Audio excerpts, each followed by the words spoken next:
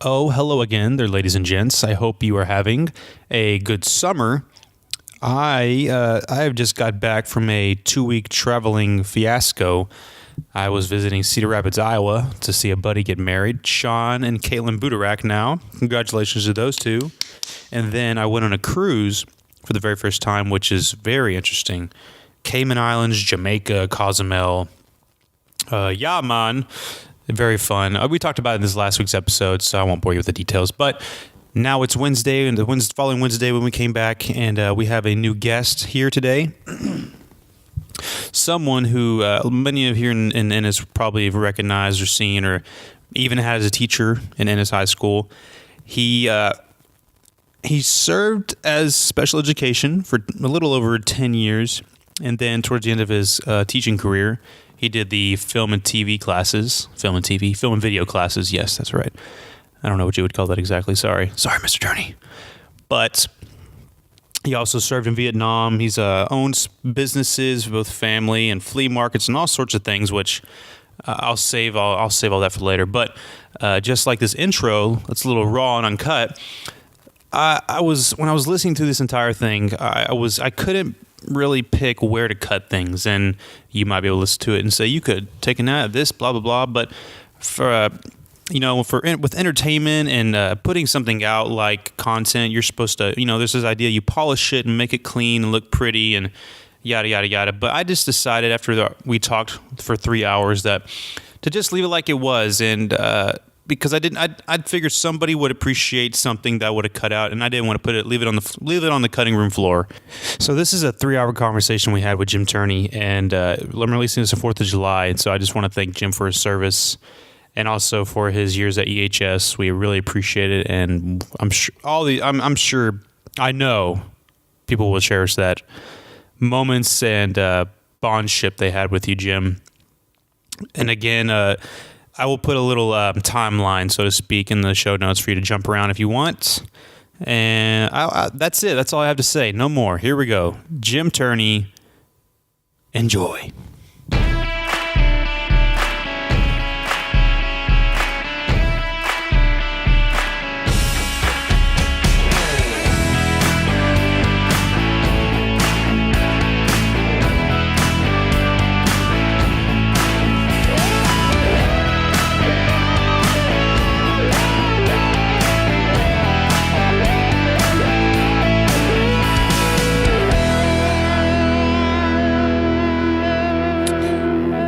Well, welcome back to the show, everyone. Today is another special episode because we have a very special guest, Jim Turney. Jim, thank you for being on. Thanks for asking me. Yes. Thank you for saying yes. When we started the podcast, one of our initial the things we wanted to do was we wanted to have people on that have interesting stories, interesting lives, and backgrounds, and that relate to young people. And clearly, you are I would say the perfect candidate because of the little history you have with school and all the people you've interacted with that I know personally, who've known you personally. So to kind of start us out, and I don't like this question generally, but summing up as who you are. But if you could just give us a little background as to who you are, maybe a little summary. I'm retired. That's it. Background-wise, I was born over in Kaufman. You mean that kind of background? Or? Yeah. It's like a little timeline maybe. Born in Kaufman in a drugstore. Moved all over the country as a kid because I was a military brat. Graduated from high school from Woodrow in Dallas, although I attend the graduation or the parties for Kaufman because that was a class of 69 people and Woodrow was 450. So I can relate to a lot more of the folks. Went to North Texas. Right off the bat, had a gajillion majors. I think 4 in my first year. Just started out with journalism because I'd been a journalist in high school, and that lasted until they told me I had to do it without the dictionary.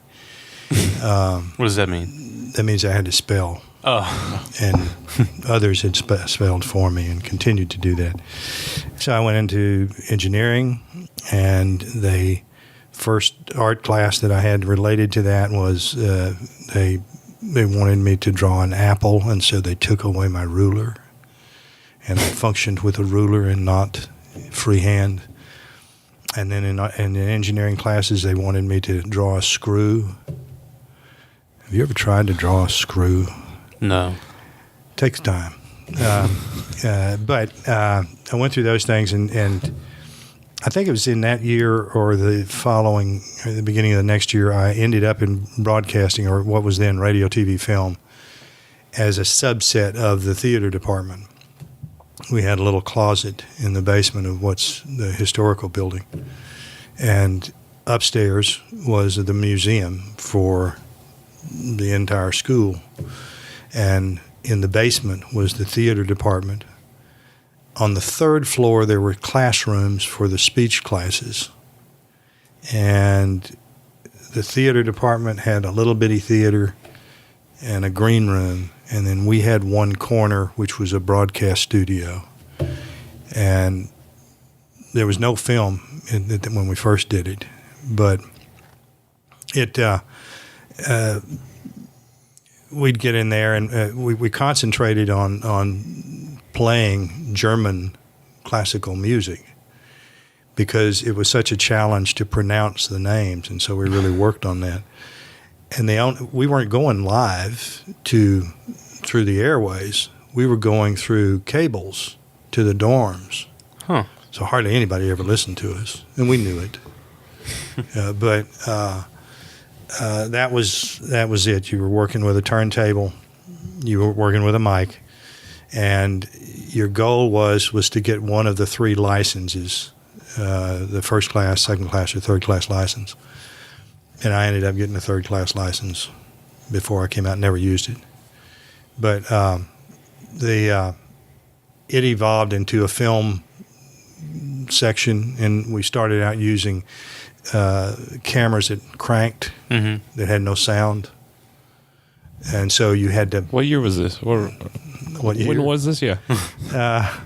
I started that stuff in 67 or 67. And they were like little brownies. You were shooting... we were shooting 8mm. And you literally wound it up. And you shot until it stopped. And then everybody froze. And you wound it up again, and you shot until it stopped. So it was working off a spring system. Wow. And if you wanted sound, you had to splice it in, and all the splicing was hand done. Little metal containers, and you laid your film, and you literally just cut it with a razor.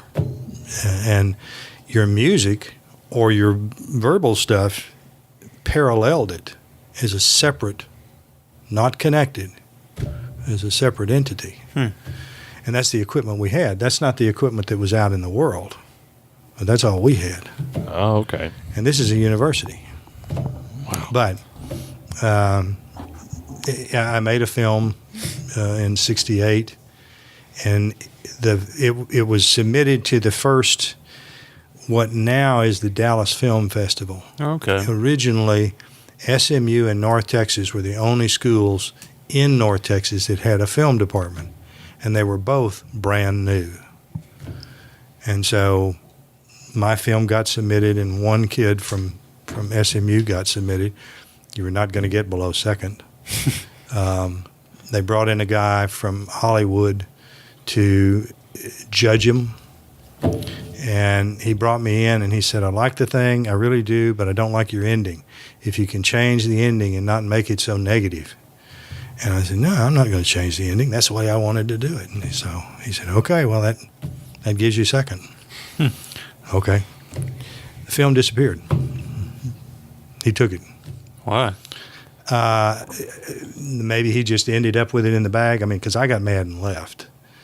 And how it ended up where it did but snippets of it ended up in X-rated films. Because some of the kids who were in my film saw it in L.A., saw snippets tagged in to other films. It was a spiral film. It was just following, somebody's life from beginning to end in a short period of time, going through the changes in relationships, going through drugs, going through alcohol, stuck in the military in Vietnam, and then being killed by a woman, because all these relationship things were bad and he was an asshole in the first place. But the guy didn't want me to have the guy killed at the end. Well, that guy went to a lot of trouble to die. I mean, we shot that thing forever, and he had to run down a sand dune and get shot, and we'd shoot it again. He went to a lot of trouble to die. So, He earned it. so he had a right to hang in there. Anyway, they saw the snippets of the drug scene, which my father had a lumberyard, and we took a section in the lumberyard, in the old lumberyard, and I hung upside down by my feet in the rafters of the lumberyard, and we had lit a space in the bottom and filled it with blankets, and they were supposedly sitting in there smoking and passing the stuff around, and I just kind of floated up there in motion, so that I was adding to the motion that was going on below. And that piece ended up in the film. The girl who called me was the girl who was sitting down there in the group. What kind of film was it? Like, what was the film that it was in? What kind of? Oh, yeah, I mean, like... What was the type of film the scene was put into? Yeah. It was segments out of this guy's life as he came, as I saw him coming from just a kid graduating from school and going off to college, and then becoming sucked into or diving into first frat clubs and parties, and then that going into the hippier generation as it evolved. And the drug scene, and then getting drafted, and then ended up in war, and then being killed. And all along, there are these women that he treats badly. And so you see this whole series of women being treated badly from the beginning to the reaction at the end. Did you contact the person that made the film and was like, hello? Now, because they didn't give me any information about who did it. A lot of time in these X-rated films, you don't get to anybody. Yeah. They're little dives in the first place. They're put together. At least they were in those days. I'm not up on my X-rated films, but now you can get X-rated just for talking. But in those days, they were called art films, art studios, and they were usually small and Denton had one. They were all over the country, and they just showed X-rated films. And that's not what this was, but they had clipped that piece out of it and stuck it into one. She was working with, at that time, she lived on a commune out in L.A., and several of the people had worked in the industry, and so they'd go see some of the shows, and that's how she ended up wandering into it. And call me. But I tacked on an extra year of college to get a teaching certificate, not because I wanted to teach, but because that's how you could avoid the draft. Oh, really? Yeah. I didn't know that. They excused you if you were married. They excused you if you were if you had a medical issue, which most of them were flat feet or heart murmurs. Those are the two that were the primaries that were used, and it was hard to detect a heart murmur. So they'd get a doctor to write a prescription or write a notice that they had a heart murmur, and that was the end of it. They were out. Wow. I had flat feet, still do, but that would really only keep me out of the Army. Or excuse me, I did the physical with it, and it wasn't going to keep me out of anything. But I ended up joining because I had a friend who was on the board, and they called me when my number got picked. And so I had like 24 hours to go join. I went and joined the Navy. Wow. Figuring that I wouldn't go to Vietnam. And I was wrong. Wow. Didn't work. And you weren't married. You weren't married at the time, obviously. No. Yeah. I went in '69. I got the draft notice in '68. In '69 in the spring, and I went in the fall of '69. And was shipped off to Orlando. At the time, there were only 3 bases for the Navy: San Diego. There was one in Michigan, and then this one in Orlando. And that's where they shipped us off to. We just showed up at Love Field one day and took our Braniff flight to Orlando. Orlando was a little bitty place at that time. It was a big sand pile. Still is for the most part. Yeah. But that was a big flat nothing. Some 2-story barracks that were quite new, some practice fields, your basic boot camp activity.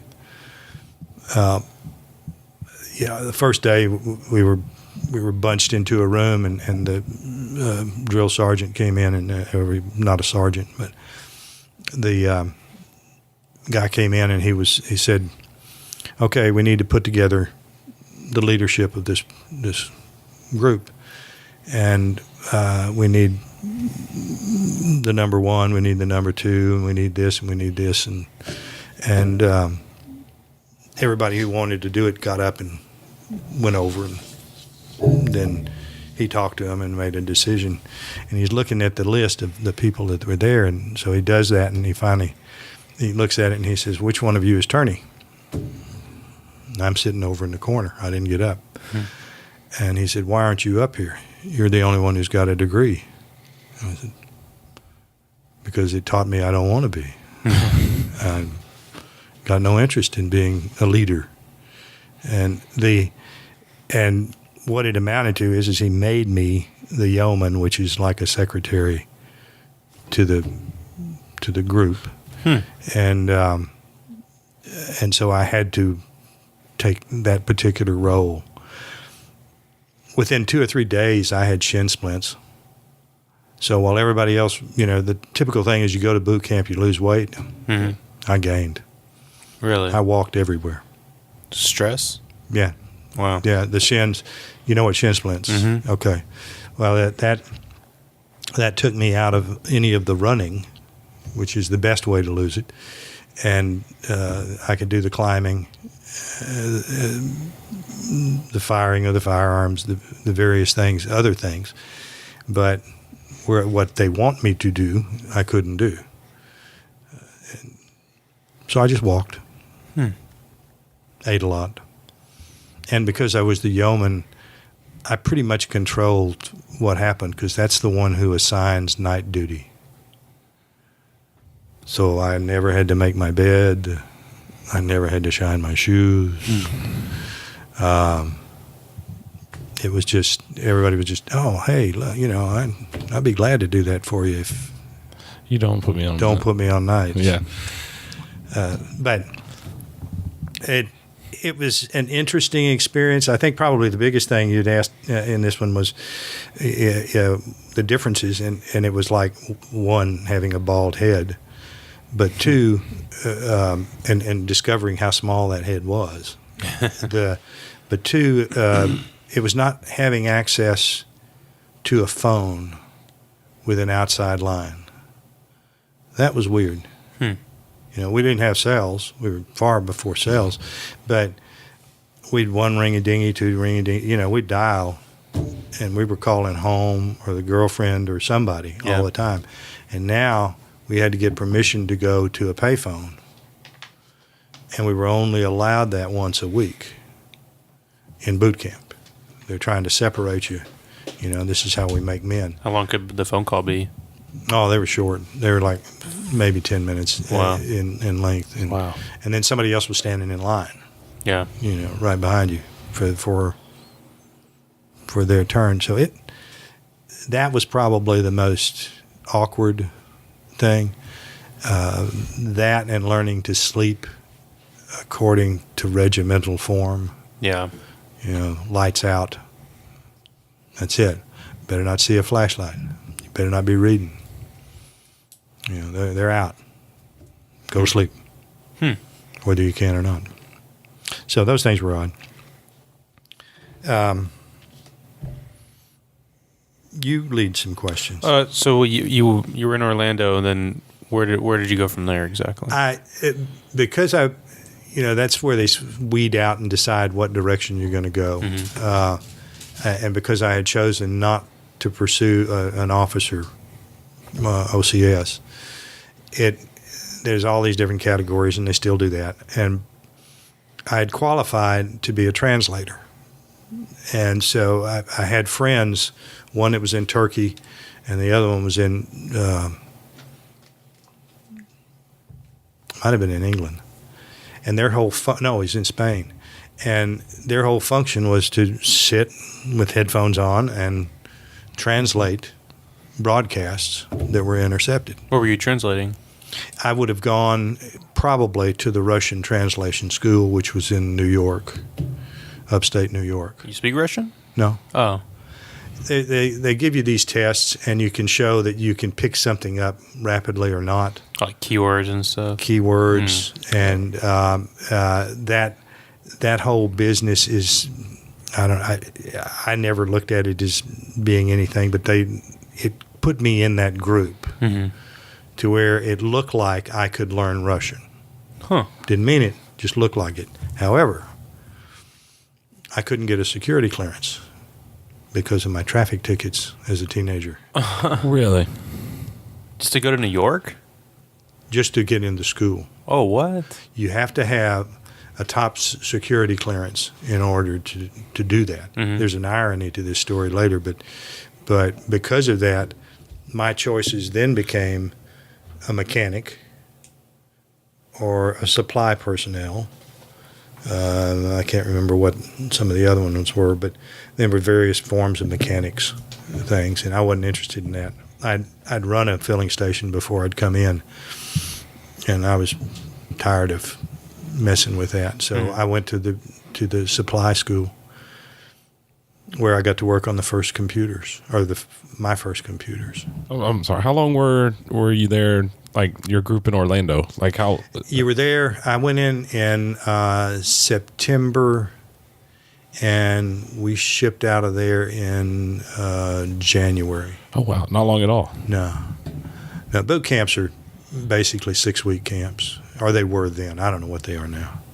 Sure. They were going to cram you through, and they did cram you through the stuff. But that's when I ended up in Rhode Island. I was shipped off to Rhode Island for the supply school. Spent a winter up there.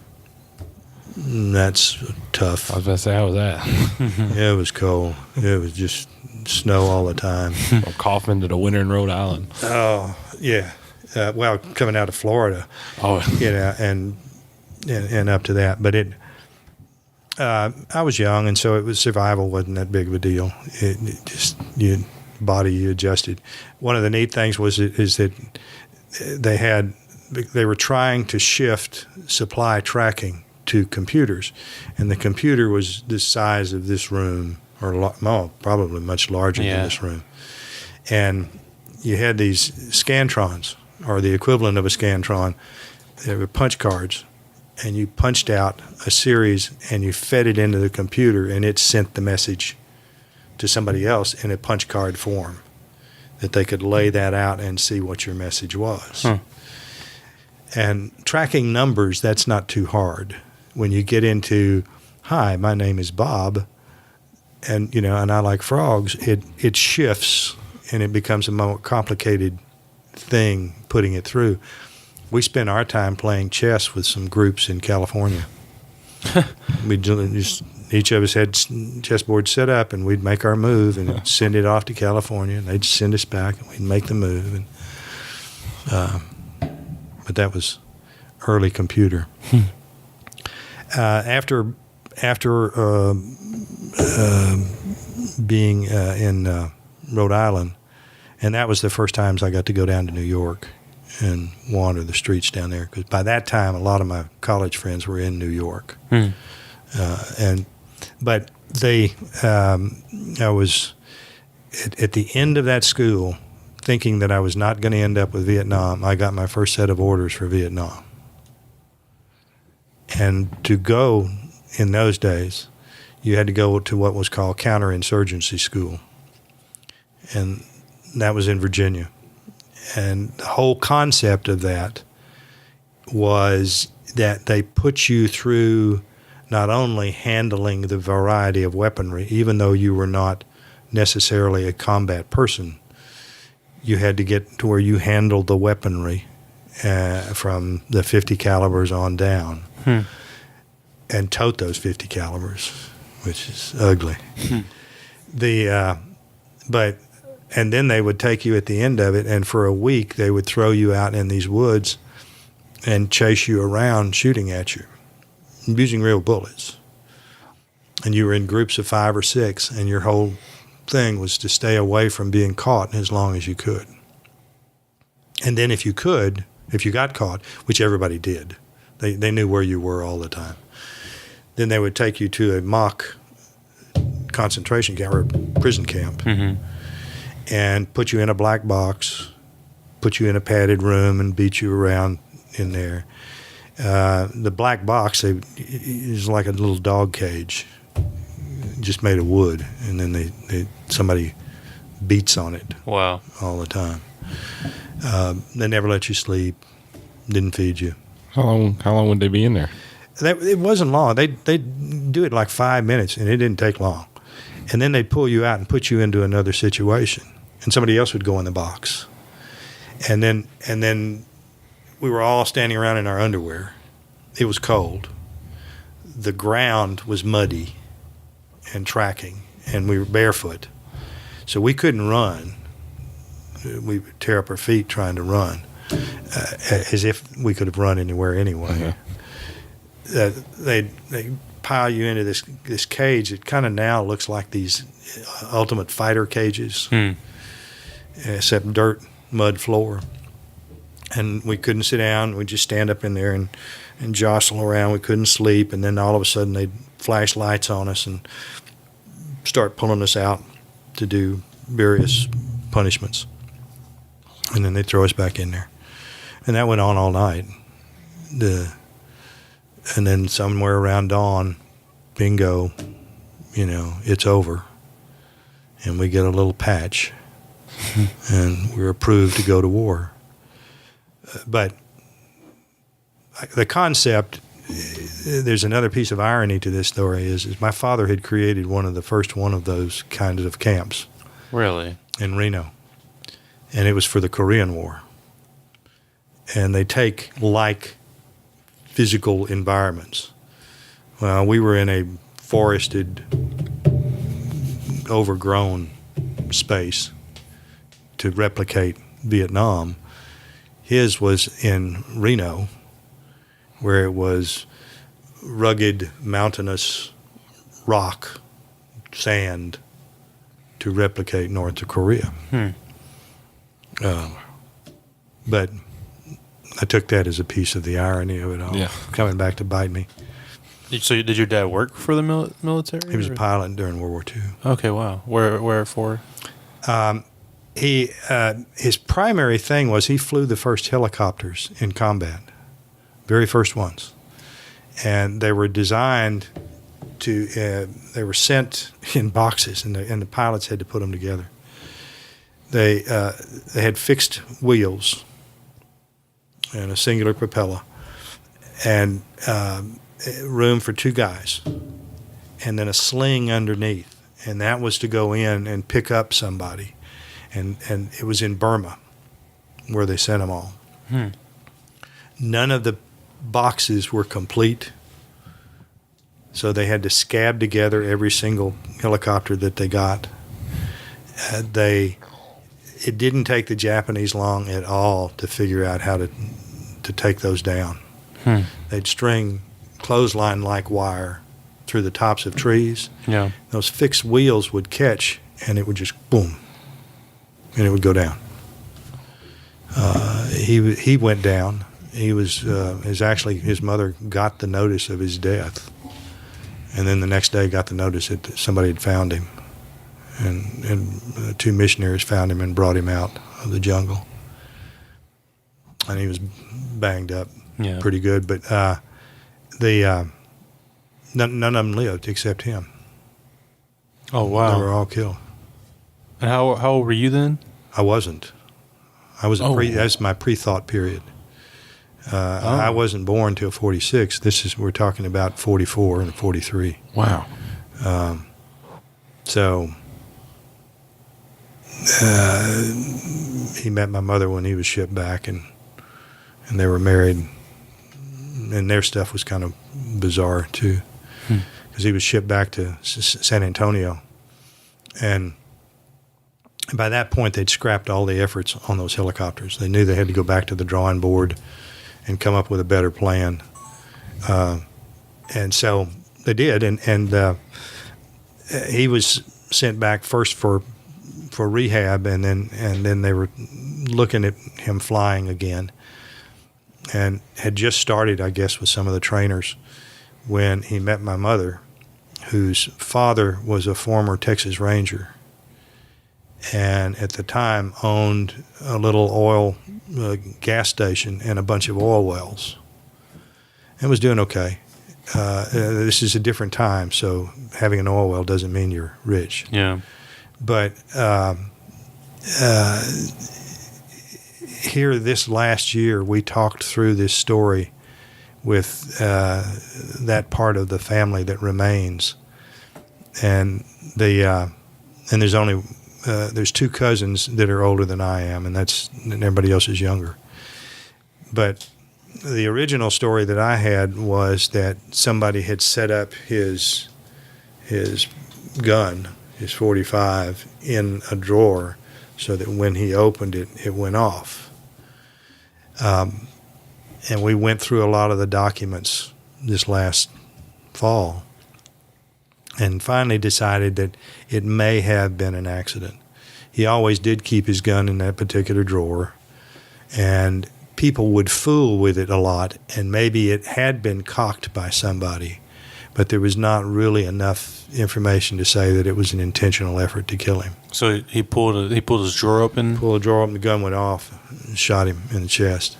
Wow. And my mother was the first one from family to get to him and rode with him in the ambulance, and he died right after he got to the hospital. In all that chaos, it made romance excel. You know, she was wanting to get out. They had already dated and liked each other, and my father. And so they took off, got married between San Angelo and Fort Worth, a little town out there. Wow. And then I was the next year's present. Oh, wow. So, but I diverge. You had... So when did you actually end up in Vietnam? I guess we can go to that point. Okay, the first set of orders where I went through the school, and I got my gamma globulin shot, which is the thing you get 24 hours before you get on the plane. Gamma globulin? Yeah, it's a killer. What is that? It's a shot where you feel like they're injecting you with a large timber. The stuff is so thick, but the purpose of it is it's a full meal deal package to protect you from tropical diseases. Wow. And you can't sit. and then they're going to throw you on a plane and you're going to fly for 18 hours. Why can't you sit? Because your rear end it becomes the size of a watermelon, and it becomes very painful. We're supposed to ship out the next day, and we all get our orders that we're being restationed. None of that group was going to Vietnam. So I was reassigned to San Diego to it was an amphibious base down just south of San Diego on what's called the Strand, right across the street from the SEAL team base. And I was reassigned to supply there.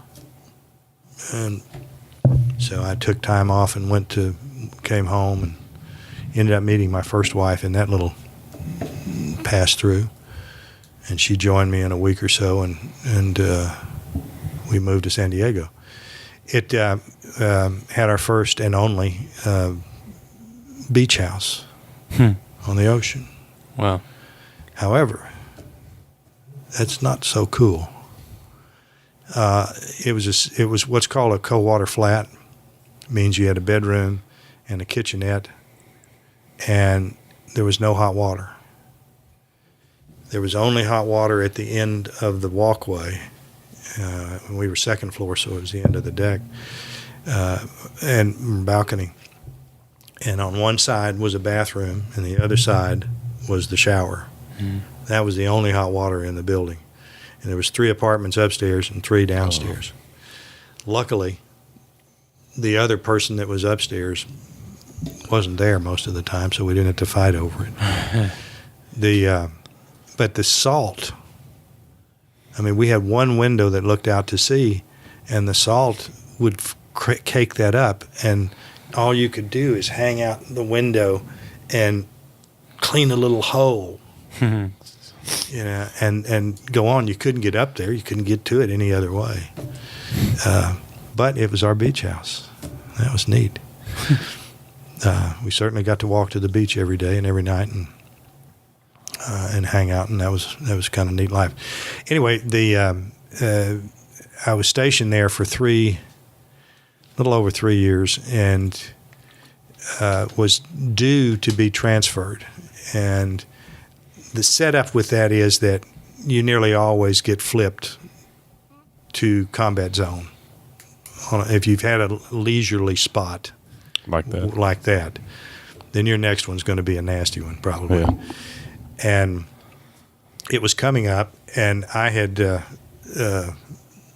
By the way, one of my functions was to be the supply person for the SEAL team for their winter assault gear.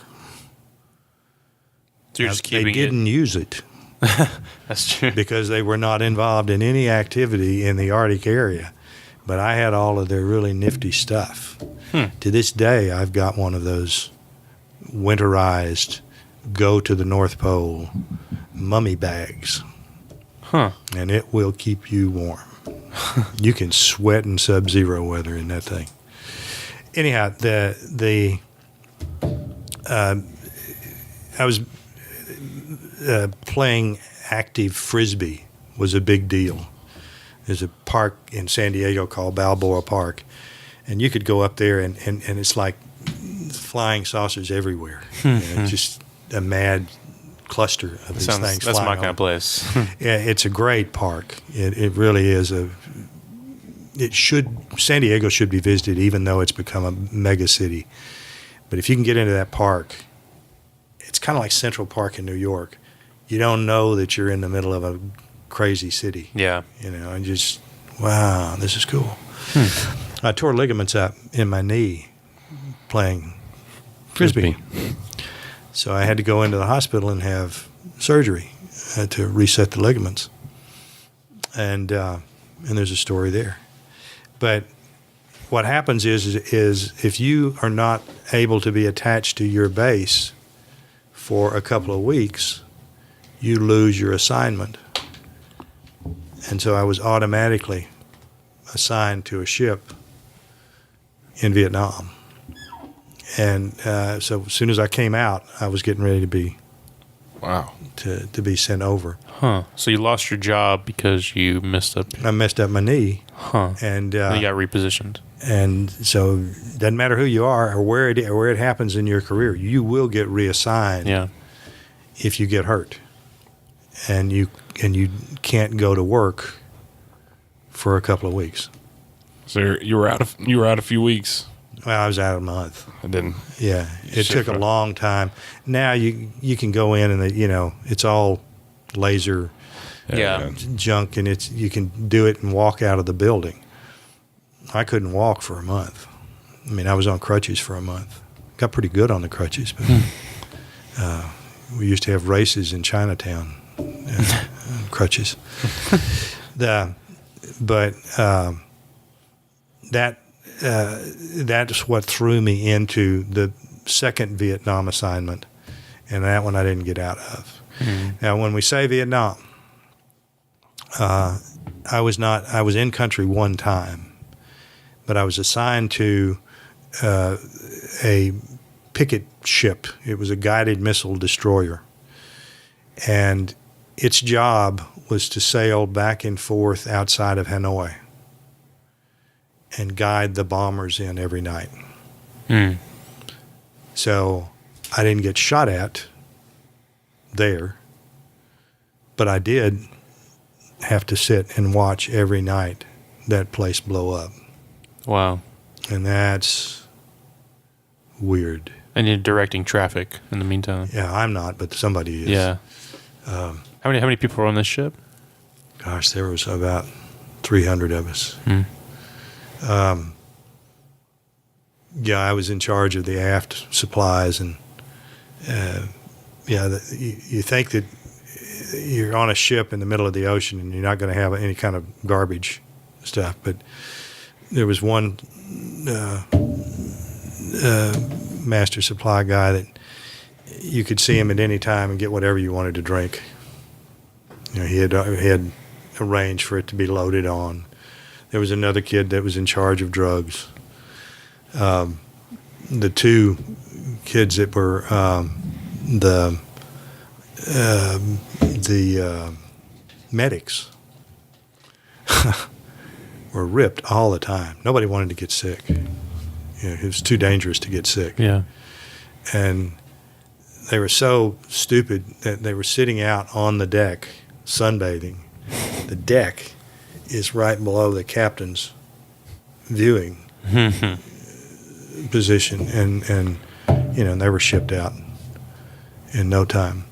My function really had nothing to do with the guidance. It was just moving supplies. But I had become very good friends with a guy who didn't have any friends. He'd been a river rat, and that's somebody who would run the ships, the little speedboats, up the Mekong with a handful of machine gun stuff, and you're just up there rooting stuff out. And he did a full tour, which is a year, up running those rivers, and he hardly could talk after that. That as a result of that, they assigned him to be the night watch, and he was fine with that. He set up on a tower, and he would just watch for any kind of activity, any ships coming our way, any of the sampans that were coming out. And the big thing you had to watch for was dumpsters. They'd load the dumpsters with dynamite, and they'll float. Okay. And they'll float. And if it can ram you or you hit it, then if it's set up right, you can ignite the thing and it'll take your ship down. How far offshore were y'all? We were about 3 miles out. 3 miles. Sometimes we'd ooch into that a whole lot more, but the reason that I saw this stuff is that I would go sit with him at night. Oh, okay. And we would talk, and that was his one form of communication. He didn't talk to anybody else on the ship. And most of them, because I tended to be I was older in nearly every category, and many times I was older than the officers that I served under. So I wasn't as interested in some of the things that some of the other kids were interested in. But that scene I replay a lot, watching Hanoi blow up. Why? I can see it.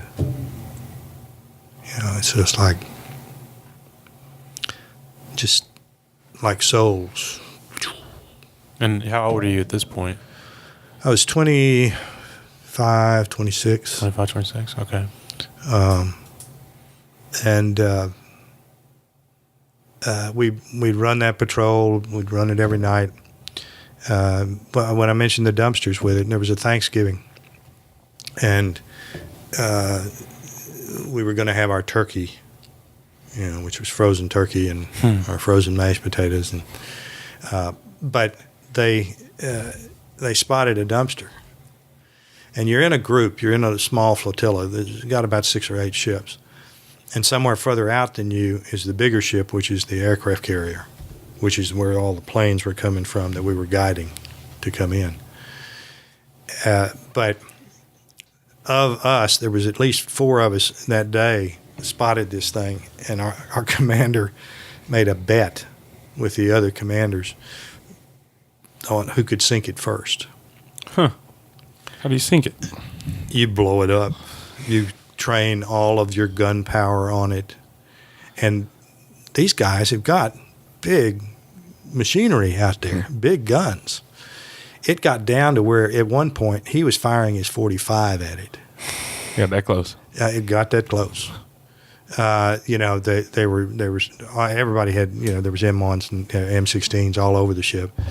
And, people would take their turn pinging at it. I did not, but it that became Thanksgiving in Vietnam. It's nearly like some of the stupidity in Apocalypse Now.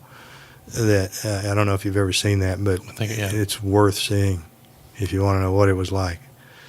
How crazy things can get over the stupidest things. We finally sunk the dumpster.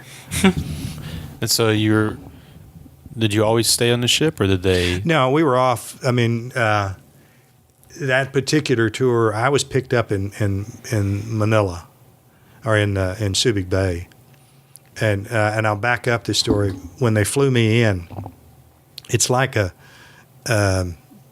think going to Subic Bay is like 18 to 20 hours. It's one killer flight.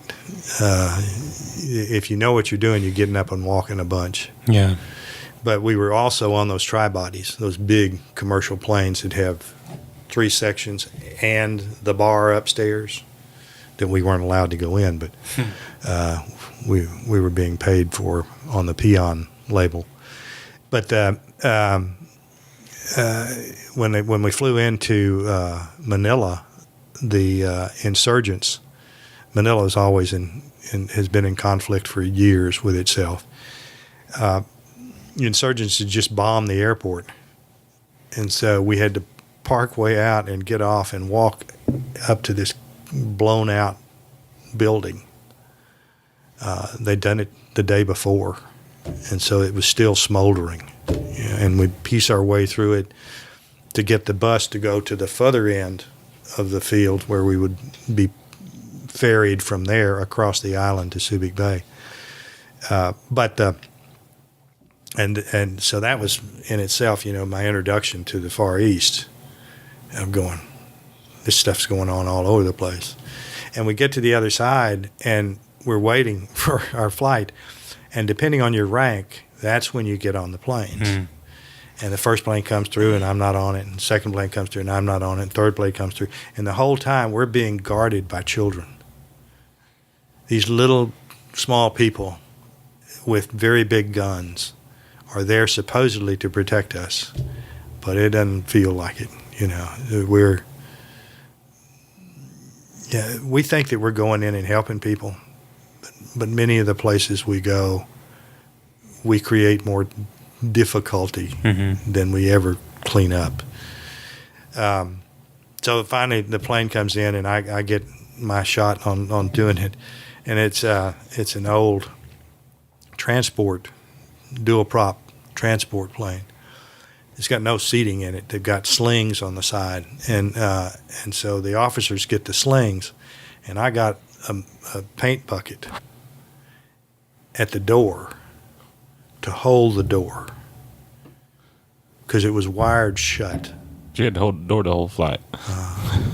How long was the flight? It was only about 40 minutes, but it's still, it's like you're on a bucket and it's flying, just you're wobbling all over the place. And it's wired.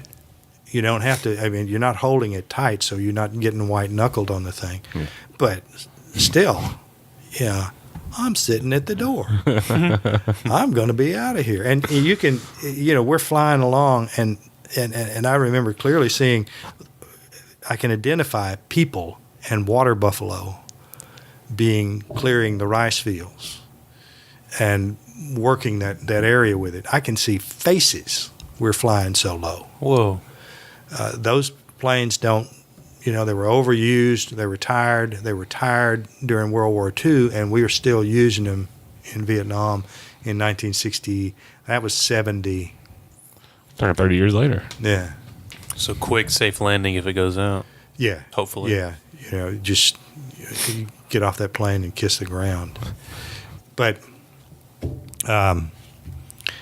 that's where, in Subic Bay, is where I met my ship and went then immediately to Vietnam, and we did our round of tour, which was only about a month and a half, and went to our first, supposedly it was our first R&R time, and it was to Subic Bay. Excuse me, not Subic Bay, it was in Singapore. And that's a heck of a town. It just, and a side story. There's nothing but that. The movie that I had made, and I had written a piece called Deja Vu that I took the movie out of when I made it. It ended, in my mind, in Singapore, on the island of Singapore. And the basis of it was, as I had these dreams, it was like when the Japanese during World War II were pushing south through Indochina. They literally were pushing the French and anybody related to them, and anybody remotely in support of them. They were shoving them to the sea. And a bunch of people made it to Singapore. And I saw this dream where my character got to Singapore and then made an option of abandoning the woman that had helped him get there, and she killed him. Mm-hmm. And so that was the source. Those dreams were the source of that piece, or both those pieces. Well, I knew Singapore like it was the back of my hand. I took tours. I took people out. I could not only do it in the old section. And the old section is where you've got all the vendors, and it's like a flea market. They call them thieves markets. But it's a massive portion of the city, or was. And then on this other side, you have the remnants of the British, like I think it was the Ratliff, was the old British. You go in and you order your scotch neat and sit primly at a table. Or there were some newer high-rise hotels. Nothing like there is now. But I was perfectly at home in that city. Really? Did did you still had your wife back here? Yeah. Yeah. But we were also having difficulty. Yeah.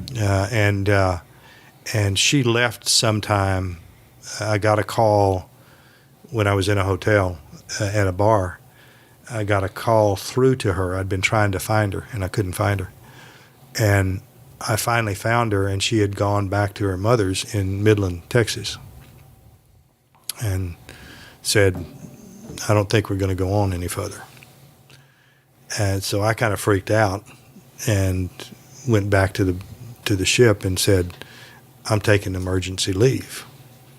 Now, this is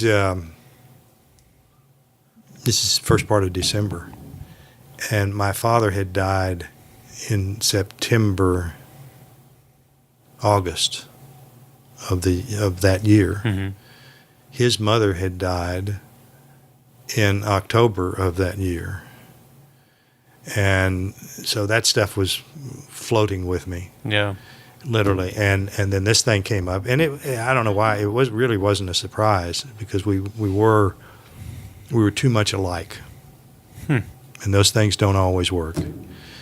We remain friends to this day, but Wow. it just didn't jive for us to be together in that sense.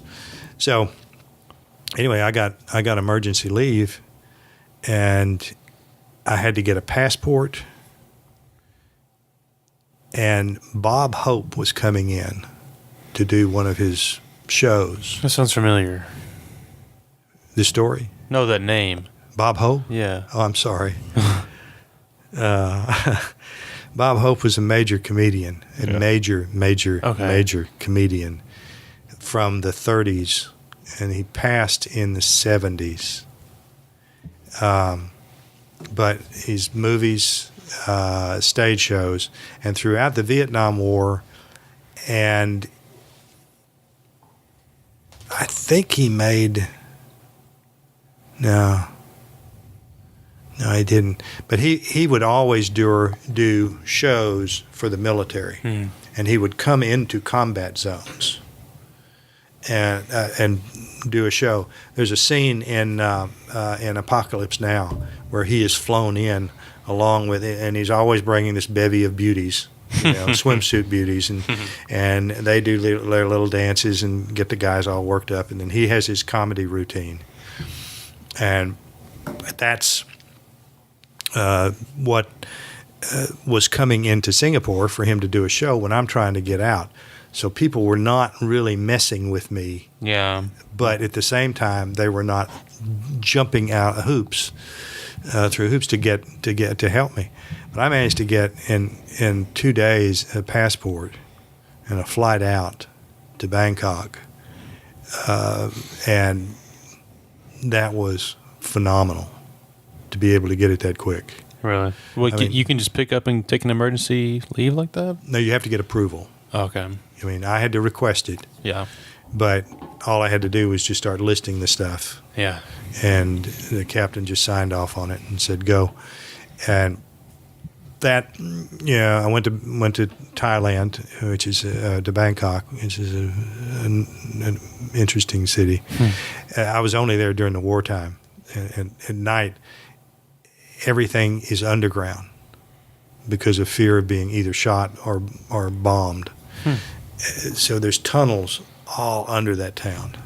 It's kind of like the metro system, except it's on foot. You go to wherever it is that you want to go. You're going to a club, you're going out to eat, you're going to wherever. You go down in your hotel and you hit that underground, and you get somebody to guide you or tell you wherever it is that you want to go. Mm-hmm. But the flew out of there, came back to the States, went back to Dallas, and borrowed somebody's car. No, I didn't. I got a flight to Midland, and I say it's a long drive if you're going to drive. Well, the reason I flipped on that for you was that I called my first wife and said, I'm hitting the airport at this time. I need our car. You've got transportation for your mother. I need our car because I'm going back to San Diego. And I don't plan on going back to the war. And so that blew her away. She picked me up. She said, I'm going to go with you then because we need to divvy up all this stuff. And we drove back to San Diego, and by the time we'd gotten there, we'd made up, and we were okay again. We just did that all the time. But I then turned myself in to the commander of the cruiser force, and said that I was refusing to go back to combat. Could you do that now because you were married? No, No. it had nothing to do with being married. How long was your emergency leaves? Like, do they have like a what was the set time? Like, Set time was 2 weeks, and I showed up at the hospital at the command center in San Diego the day of my 2 week. 2 weeks? Yeah, that's it. Wow. yeah. Emergency leaves are you go take care of it, and if there's something that arises, like if you're going to take care of a death and then something is compounded, Yeah.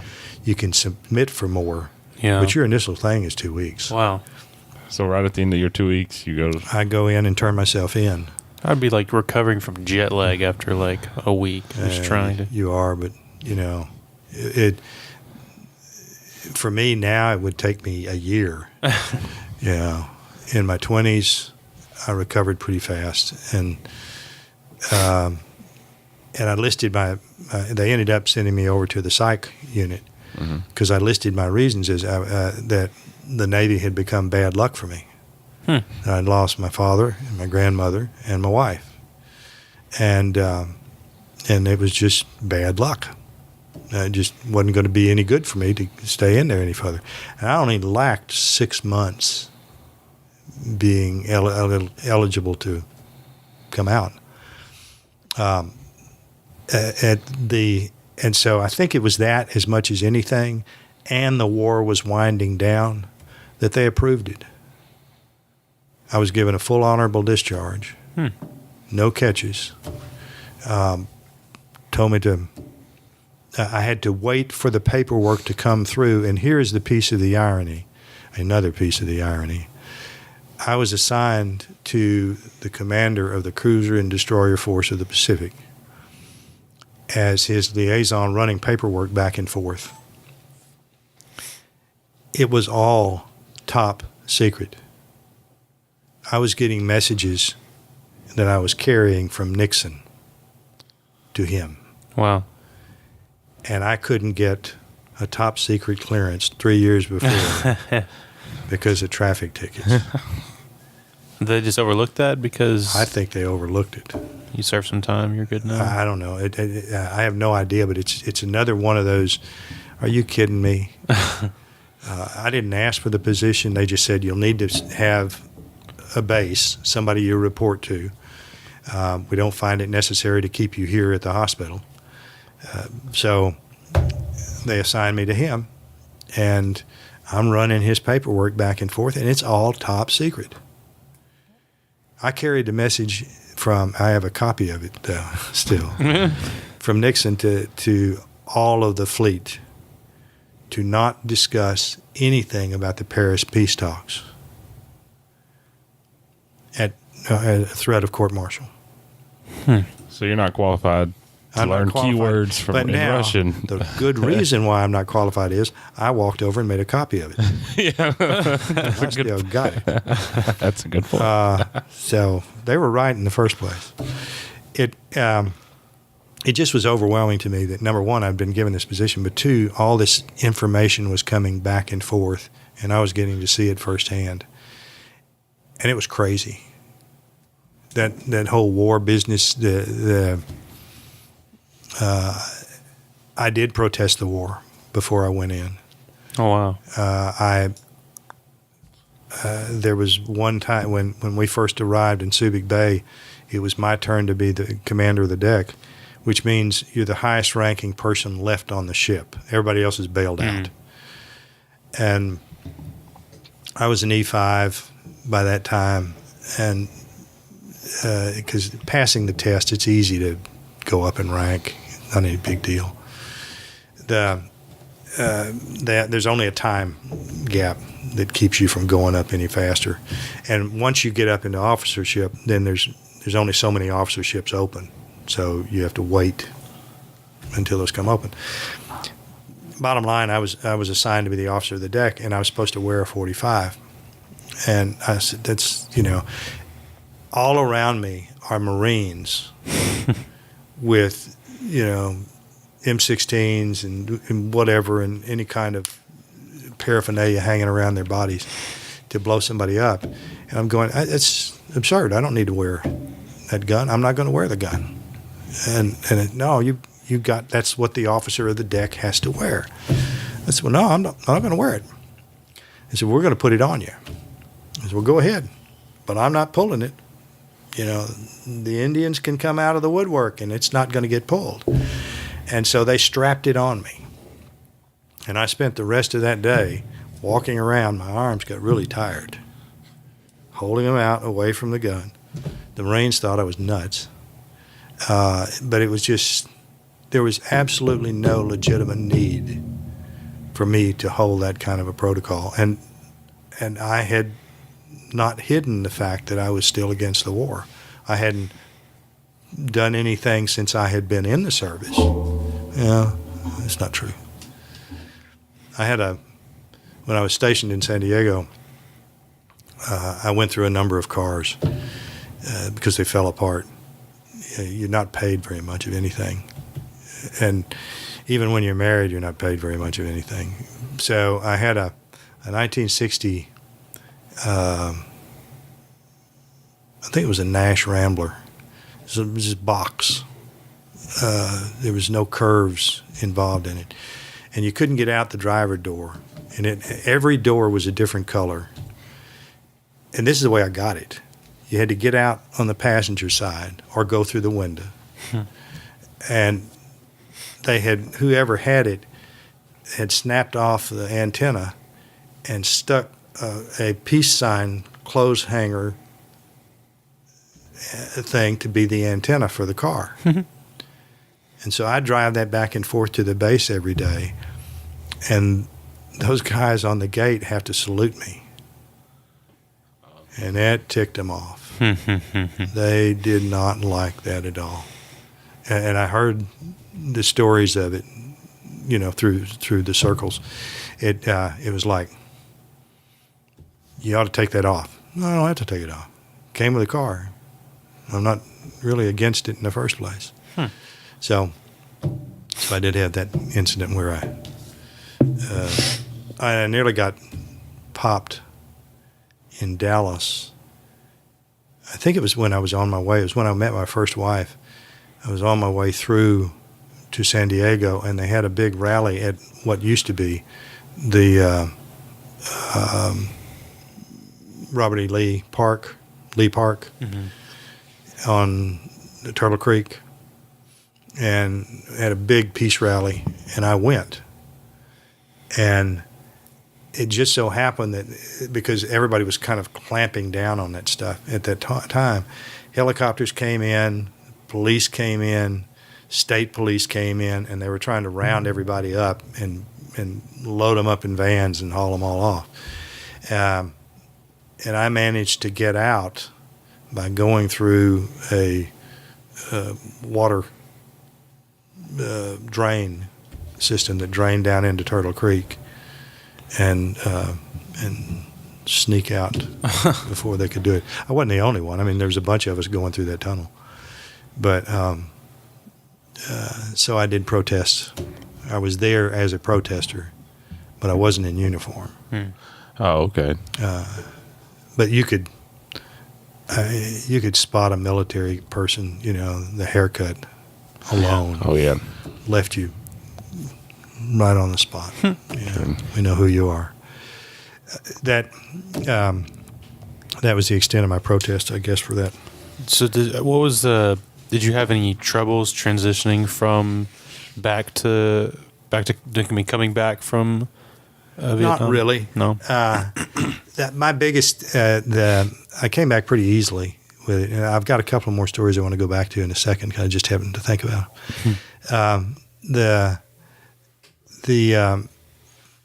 I tend to adjust pretty rapidly to change. Just as like when I went in, okay, this is what I got to do. This is going to be the game, and we're going to go with whatever it is. That's pretty much how I came back. I wasn't. there were a few people that I missed. But not like super homesick. No, not in terms of from the military. No, I didn't. I mean, there were people that I missed, but I was just fine leaving, coming back to Dallas. I went to work immediately because my mother I knew was in financial distress, and I came back and became a partner with her and took over the business in order to salvage it. And that became a stressor for my first wife and I again, and that was the end of that particular relationship. But it was not hard at all.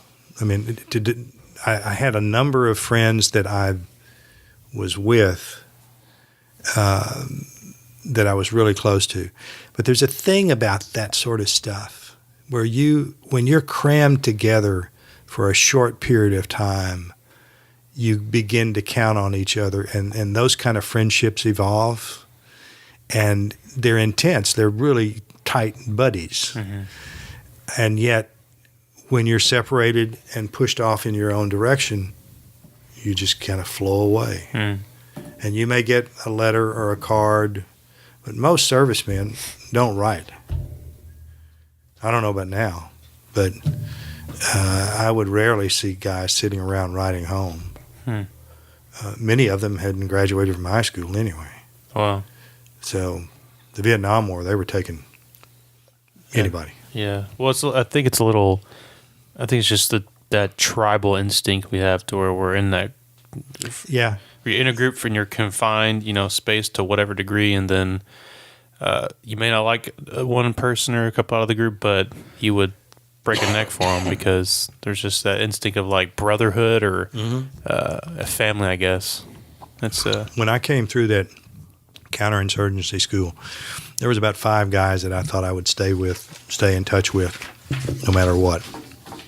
And there was one that I managed to stay in touch with until just before I got out. And we had,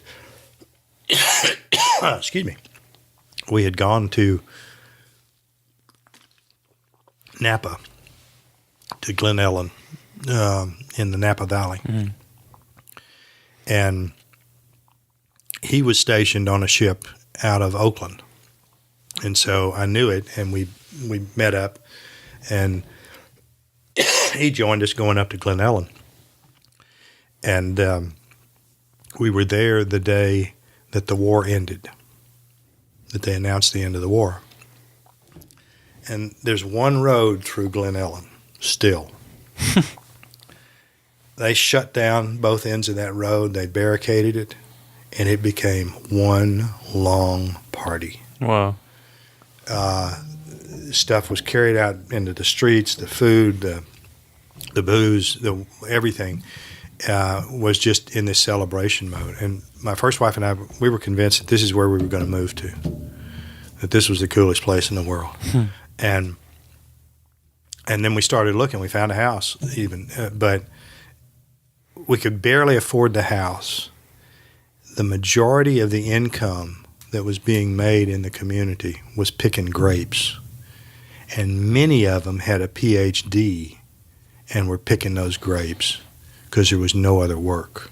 Wow. This was one of the 2 times I can remember that you'd often have a cab driver with a PhD because there just wasn't the work. It was not the jobs. But they wanted to live there? Well, in this case, Glen Ellen is such a kind of an idyllic community. It's in this little valley. Mm.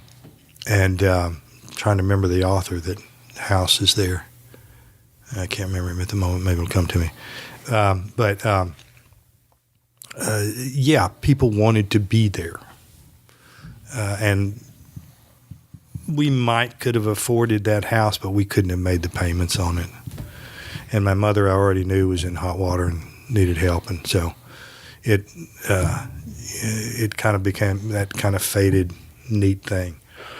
I would have thought I would have kept up with that guy. I kept up with him till he went back to Detroit, and then I lost him. There was another guy in Subic Bay, and then on the ship that we arrived in Subic Bay at the same time, and he's a black guy, and there was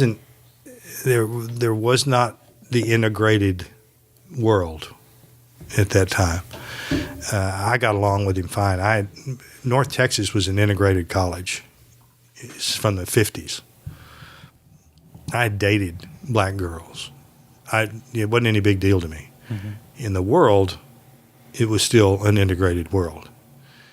And he and I would go out into Subic Bay at night and to the clubs. And there was the white clubs and there was the black clubs. And in tropics, my hair gets curly, real curly. So I could get away with going into the black clubs. But there was a woman in there, and she saw my arm, and she said, "You're not black." She hollered it out, "You're white." And they chased us. Wow. The crowd in there chased us, and we managed to get help from another couple of women who took us to their family house because it was already too late for us to get back to the base. And if you got caught in those days in Manila or in Singapore, or not Singapore, in Subic Bay, after curfew, which was 10 o'clock, then you were all taken to the central prison and left till dawn. And that was a malaria pit waiting. I mean, many people came out of that sick, major sick, because you were just thrown into this virtual pigsty and given nothing until dawn. No water, no nothing. And the mosquitoes were horrible.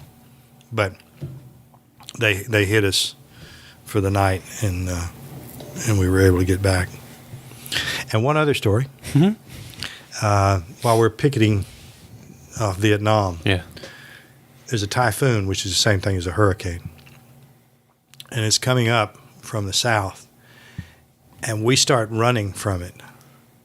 And all of a sudden, we're trapped in Chinese waters. We're all the way up at the end of the China Sea, and no place to go except back through that hurricane. And so we turned the ship around and went right smack through the center of that hurricane to get out. Well, these guided missile destroyers are fast. That's what they're designed to be.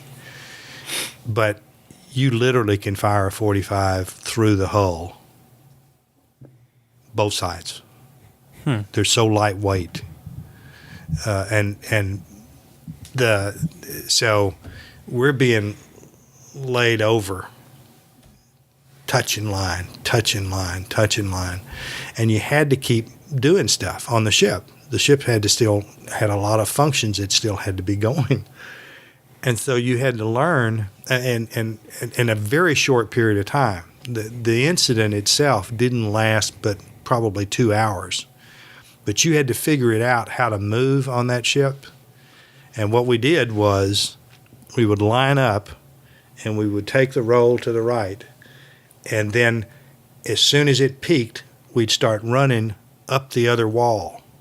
And as it came down, we would get further down the passageway. And then we would lay up, and as it started rolling back, we'd go up that other wall. We were literally going back and forth on the walls, and you'd get to a ladder, and you'd have to go up a deck, and you literally would just hang onto that ladder, and sometimes your feet would be off of it completely, and you're just hanging until it comes to center, and when it passes center, that's when you got to move up that ladder. And we all learned how to do that in a very short period of time. And that's amazing. Everybody was functioning in that same kind of a mode. Those who had to move, and it happened that I had to move. But that was a story. What you got? Oh, yeah. So, whoops, that'd be awful. So, did any experiences you had in Vietnam and serving and what it sounds like you had a lot of going different jobs and different places and Yeah. meeting different people. What did you bring back from that? I guess what did you feel you brought back in? Maybe even applied anything you've learned, or maybe a different aspect of you that opened up or became something. I think it only expanded my feelings. That war is really a kind of a stupid last ditch effort that probably could have been avoided in nearly every case, over and over and over again. I don't know if you know it, but one of the key figures in the beginning of our involvement in Vietnam was Vice President Richard Nixon. And you won't find that in most of the history books. But he was assigned to negotiate this transition that we had. Bottom line is that I don't find war to be a solution. There's so many steps in between, any more than I find fighting a solution with it. Not that it's not innate, not that it's not a piece of our existence. I found a quote, and I jotted it down, and I'll share it with you. It was in a book that I just read a review of, and maybe I will.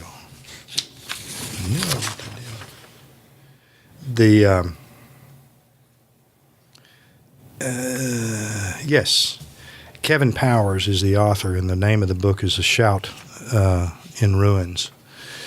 And it is a fictional piece, but it's about 100 years of violence, really, in this country, and the nature and the path of it.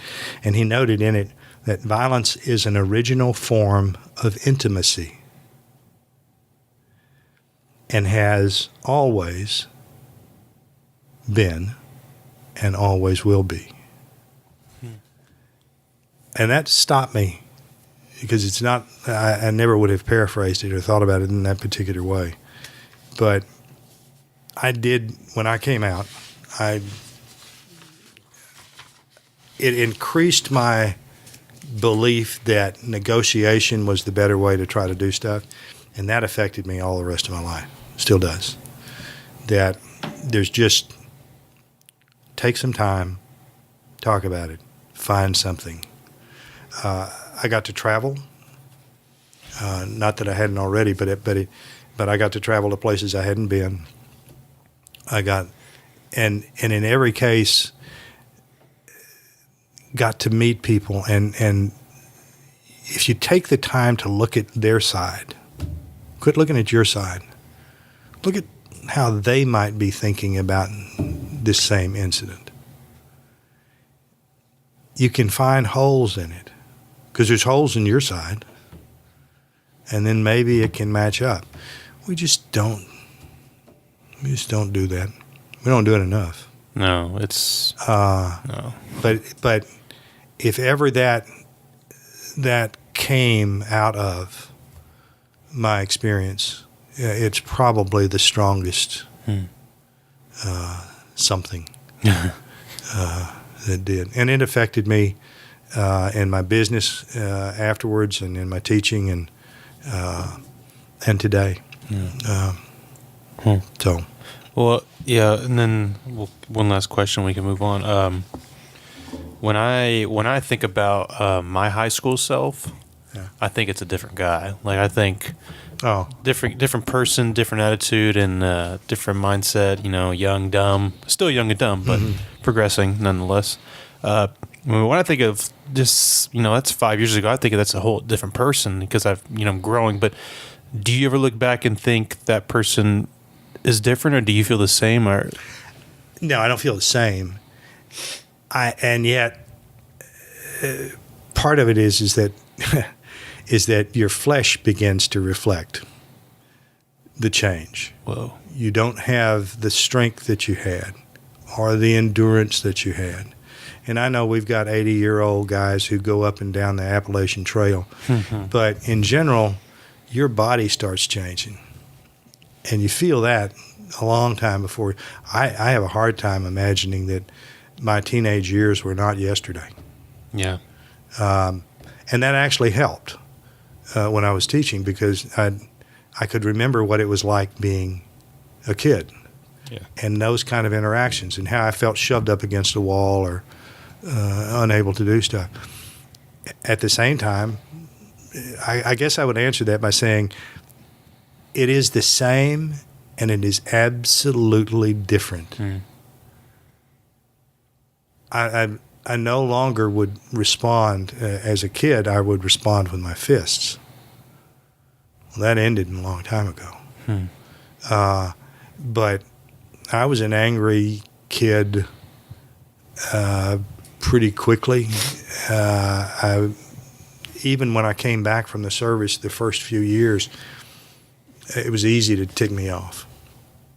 In the situation in the business that I was in, there was cars all the time, and people would pull up and honk their horn, and that could send me through the roof.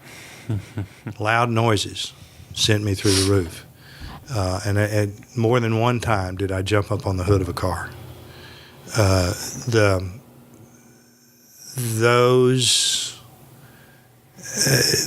Those instances I grew past, but all of it's a part of us. We're still the kid on the bike with the bubble gum card, flipping on the wheels. We just can't ride the bike the same anymore. Now we got to have big balloon seats.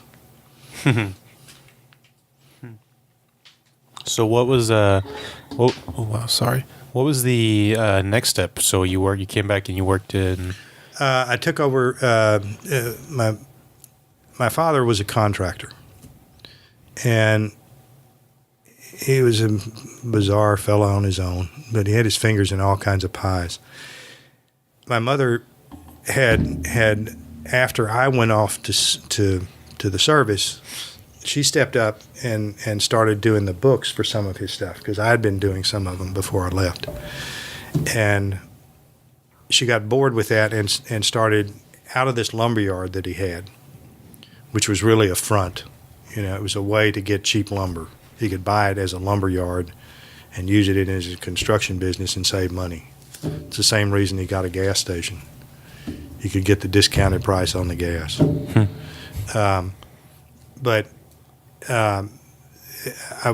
She struggled to keep this flea market going. It just kind of evolved. She was making some stuff and selling it, and then somebody else came and wanted to set up with her. And what started out as 2 or 3 people maybe out of the office ended up, by the time I came back, they were pushed into the big barn, which was this enormous lumberyard barn. And it had grown to 100 people. And before we packed it in, there was like several hundred people of dealers and several thousand people any weekend coming through. It was a ghetto market. But that's what I did when I came back. I was coming back to help her and salvage her. She was a talented lady, but she didn't handle her money well. And things were getting pretty rough. She was going to lose her house, and it's a historical house in Lakewood in Dallas. It's got the little stamp on the sucker. It didn't then, but I mean, it was a primo thing, that the best house they'd ever had in their life, and she was about to lose it. So we were able to refocus and do some changes and do some things with that, and I took it over in the running of it. She was there with me all the time, in the office, answering the phone or doing whatever, but I was the one on the front, moving people, putting them in places, taking care of whatever theft occurred, and in those days, you could get away with selling darn near anything. This was in the 70s. And there was a little bitty guy, who'd set up right outside the office on a table and sell firearms. And he'd had, I mean, there wasn't any submachine guns, but he had rifles and shotguns and pistols and all kinds of pistols laying out there on that thing. And this man, a young guy, I was coming out of the office when it happened, but he did one of those swoops, and he picked up a gun, and it was a rifle, and took off running. And I took off after him. And I kind of had a hunch. We were 2 blocks off of Interstate 30 in Dallas. And I had a hunch he was going to try to cross that freeway, but further down. He was going to try to go down and get up and cross that freeway. So I cut through, and I was right. It was just a hunch, and it just worked. And ran up alongside him, and like I was a jogger, and just was talking to him. How you doing? What's happening? And got a little bit ahead of him, and then turned around and cold cocked him. I was too exhausted to do any more detainment of him. I got the gun back, and that was all that really mattered. But when you're in your late 20s, early 30s, you got a little more energy than you do later on. Yeah. But there was all kinds of that stuff happening at that flea market. It was always an adventure going on. Did you go back to school at all, or? Immediately. Yeah. Or two? Went back to North Texas and got a master's. And that first semester is when I met my second wife. We had several classes together. She was is 6 years younger, and had just graduated from UTA. Transferred up there to do psychology, and then got sucked into, because she'd already been sucked into the theater department anyway.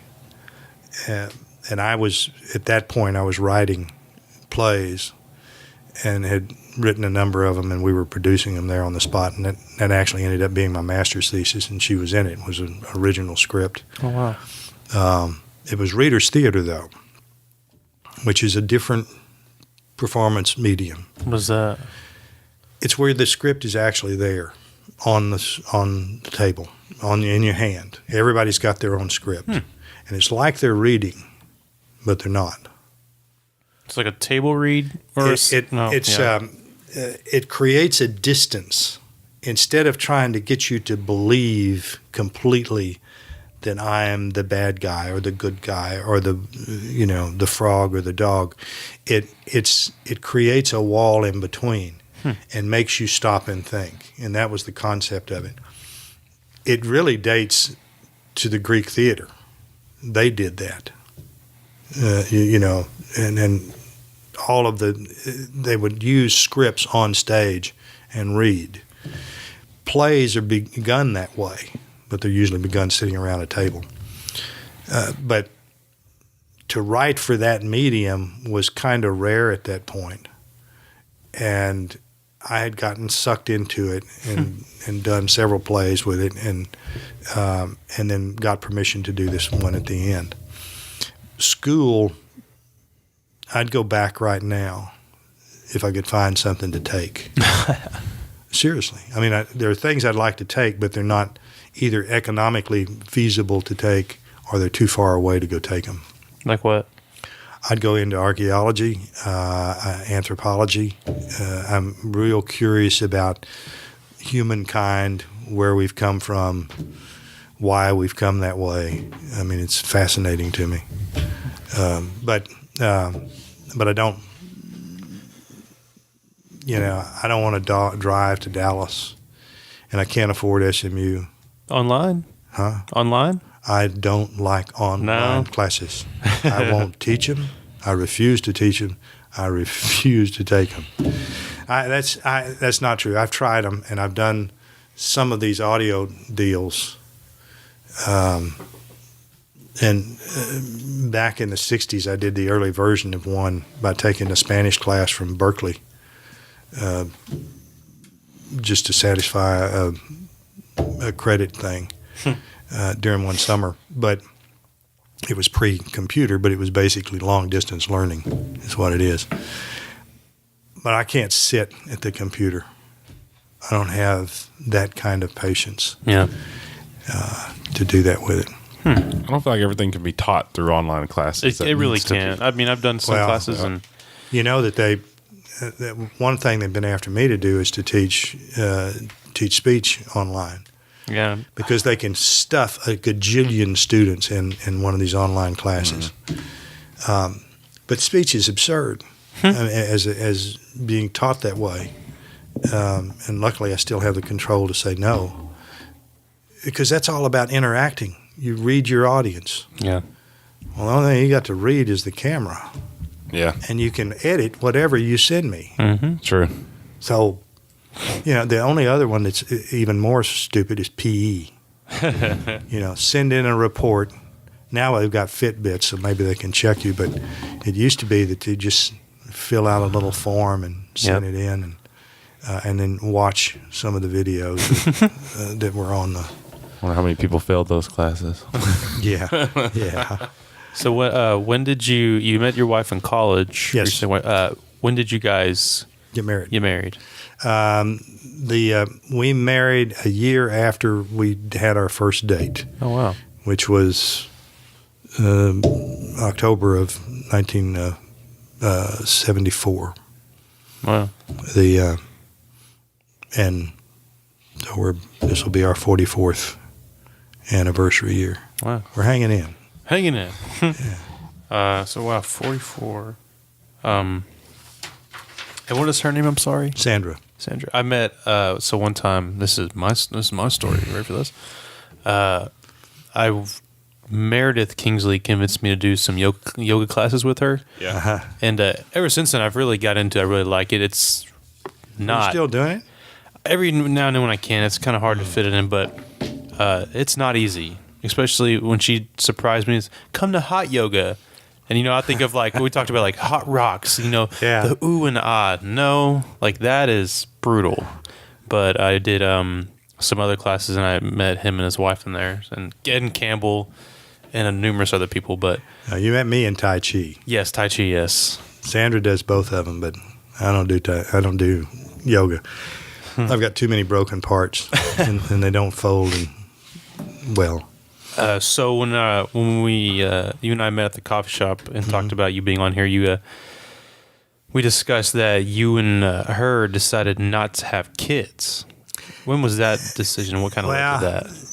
That's not really true, and I say that in respect to her, because we talked about it since then, and we don't always remember the same stuff. I mean, many of the things that I've written recently have just been based on my point of view as I remember them. And that's maybe not altogether true. So we talked about this, and I know that when we first got married, both of us were working a lot, all the time. And so it just seemed absurd. She had gotten, before she graduated with her master's, she'd already been given a job in Richland College, theater department. Oh wow. So she worked her last year both places, and finishing school. And at that time she was, I think, doing tech and teaching one or two classes. And subjects that she hadn't taught before, so she was having to scramble do it. But she can do that stuff. And I was working full time at the flea market, and then I had all these I've always had these little side businesses. At that point, I was supplying props because I had friends in the film business, and I'd supply props to them, and then I started doing the theaters in town, and I was also doing taxes, mostly for Hispanics and Vietnamese, because I could do them real fast. I mean, I got to where I could whip out a short for them, and I could do probably 5 or 6 in 10 minutes. Oh wow. Just line them up, move them through, line them up, move them through. We were both real busy, and we didn't really, I don't think we ever really discussed it other than later. I'm sorry, how old were y'all when y'all got married? I was 28, so she was 21. Okay. So it was 7 Yeah. years on us. It's right at the cusp of that. I think she really expected that was the way we were going to have kids and we were going to do it. But I know that I was really self-absorbed. I've always thought that I would have been a bad father. To this day, don't think that I would have been as good a father, even though I learned that negotiation and getting into somebody's mind and trying to understand from the other part, little kids scared me. When I first started subbing around here and trying to decide if I wanted to teach or not, I got to where I was afraid to go to elementary schools because, it was like a bunch of chihuahuas. And I couldn't get into their mindset. Yeah. I couldn't reach in there. But in those days with it, I think I just probably found every way I could to avoid having the kids. And then she got sick, and we thought it was cancer, but it turned out not to be. But after all the surgery stuff, she couldn't have kids anymore. And then we talked about adopting, I think when we first moved to Ennis. But even at that point, we had already started picking up speed again. And what year was that? I'm sorry. When we came to Ennis? Yeah. 86. Well, did y'all know somebody here or just an opportunity? No. I was working the flea market. She was teaching. And then by that time, she had become the number 2 person in the department. So she was teaching and doing at least 2 or 3 shows a year. And, you work until 2, 3 in the morning when you're doing a show. And then you get up and you come back to class the next morning when you have an 8 o'clock and then you perform. So it was that kind of crazy going on.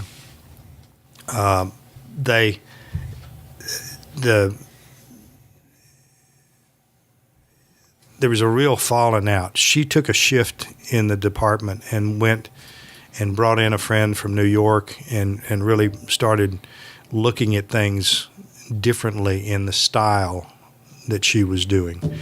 And it ticked off her cohorts, and a war began. And it was driving her nuts. So she took a leave of absence. It was right at a point when my mother was diagnosed with cancer and was not really predicted to live very long. So she started helping me run the market. As a sideline to that one, we had friends that had catering businesses, and they talked her into buying, or she rented one, and after one weekend, she went and bought her first one, hot dog carts. And the first weekend came home, with just this pile of money that she was throwing around on the floor. It was all $1 bills, but it still was, I think it was $1,000, $1,500 A weekend? from 2 days. Wow. Of activity. Now that's gross, Yeah. but still, that's a lot to throw around on the floor. Mm-hmm. And she got excited and started her business. Ended up buying 2 carts, and then I would help her as she was doing other jobs. Like we had a place downtown. We do parties for department stores, stuff like that. And so I would go as her helper in that. And then she continued to help me. And somewhere right in the middle of that, and I know my mother died 2 years after she was diagnosed. So she lived a lot longer than everybody expected. Sandra's mother died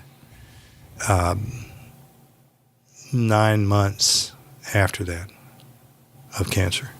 Oh, wow. My father died of cancer. Her father died of cancer. My grandmother died of cancer. That may be all on her side, but surely not. But anyway, cancer is just a piece of our life, big piece, even to me. she had decided that this hot dog business just wasn't enough. So she went back to school and she got another master's in social work in order to go help people. And originally it was going to be to work with the dying. But then after dealing with both her mother and my mother, she couldn't handle that anymore. Mm. So then she started working in other capacities, and that turned into a private practice as a psychotherapist. But it's like our lives just were moving constantly. And we were past the point when accidents could happen. We had to formally go and to adopt. We had to stop what we were doing and formally go and go through that process. And we didn't slow down. We moved here. After my mother died, we started looking to get out of town. And there was another scenario there. One of the things that kind of saved her sanity when she left the theater was that she bought a horse. And then I bought a horse. But we were having to keep them nearly to Forney. And we lived in Old East Dallas. And so we're driving out there 2 times a day. Oh, gosh. To feed and to water and all this stuff. And we started looking for a place with some land. And we were looking not north, because it had already gone crazy. And I used to have a farm north of McKinney that I inherited, but I'd already sold it, actually just before we got married. But now we wanted to farm, and then I wanted to live in the city. Right after her mother died in May, we found this place in Tellico and went through the hoops and got it in August of that year and then moved. And I guess it was 3 years after that some of the people with the school district asked me to teach. And that's when I got out of the flea market. Because you were subbing originally? I subbed. I had friends of mine that had encouraged me. The thing about flea market business is that you really only work 3 or 4 days a week. Yeah. So then you got to find something else to do. And I had gone through a ton of stuff. Some of it was these other little businesses. A friend of mine and I became, we'd do cleanup work. And the only reason we did it was to get into a house that had to be cleaned up to see if we could find some good junk. Yeah, and sometimes we did, and sometimes we didn't. But I started these things just for the heck of it. I started a corporation one time, and I found the guy's card the other day for it. We joined the corporation joined the racquetball club at North Park, so we could get corporate discounts. That was the only reason we formed the corporation. And so we had all these guys who were, we would meet up and play racquetball. If we weren't doing that, we were playing golf. It was the film people. It's like plumbers. They'd have these big gaps of no work. In the plumber's case, it's weather. Yeah. But in film people, the film gets over with, and you wait for the next project, and then you're tied up for 2 or 3 months, and then it's dead again. Yeah. So we would end up either playing racquetball or golf. Now, by that time, I'd gone back to school at UTD to working on my doctorate. And it's when my mother got sick that I quit that. I knew that I was going to be all hands on deck to deal with that. So I didn't complete the doctorate. I lacked the dissertation and 2 classes having the doctorate. But I was doing it because I just wanted to go to school, and I liked the subject. It was writing again. but different stuff. So we found a place. Sandra found the place, an ad for it. That's what brought us to Ennis. It had 20 acres. There was room for our horses. It had an unusual house. It was a log cabin, log home. It was a big difference. And it was new. It was only a year old. And so we happened to be able to afford it at that point and just kind of ended up in Ennis. And what year did you start teaching? I started teaching in '89, so it was '88 I started subbing. And I was just trying several different schools, trying to figure out the age groups, if I even cared. I wasn't looking for a teaching job. But to back that up, the reason that I extended my time to avoid the draft, what I ended up with was a teaching certificate. I could tack on another 24 hours, avoid another year of military, and what I got out of it was a teaching certificate that I just never used. Had I used it, I could have avoided the draft again, but I was afraid I was too young mentally to become a teacher at that point in my life. So that's, I guess, 2 years after we were here, another friend talked me into trying subbing, and I could do it during the day, and still do the weekend. I could refuse to do Friday or turn down Thursday, and then I could still go to Dallas and do the flea market. And it didn't break stride. And there was a couple of other business things that I was able to do that way prior to that. One of them was I was assisting a surveyor, and I would travel all over the country with him on Monday, Tuesdays, and Wednesdays. Then you'd be back for the fly flea back market on Thursdays and take care of the flea market. Fly out on Monday. So what was it that said, you know what, I want to get away from the flea market? And because you were subbing to give you something to do. Yeah, the flea market had become mentally very taxing. I spent 18 years fighting the city of Dallas, who wanted to shut me down. You just got tired of it. And I got tired of that. I got tired of dealing with people abandoning and not paying their rent and me getting stuck with their stuff. Yeah. And it just, I didn't want to have any more rental property. And at that point, I had,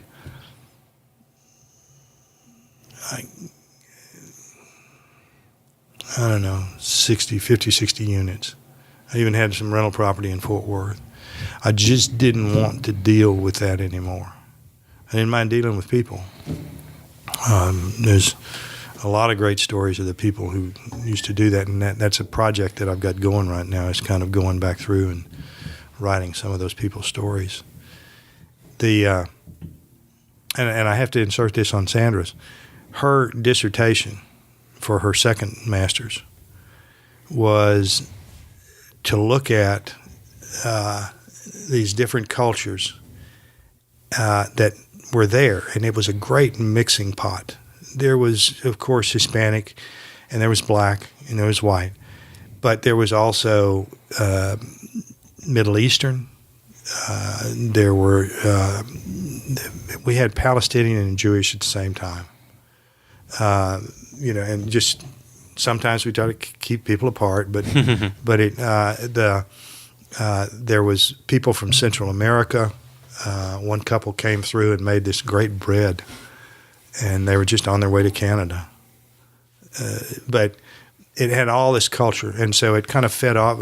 She took off on that and started interviewing these people as to their generativity, how they passed on, how they looked at things being passed on in their families and in their lives.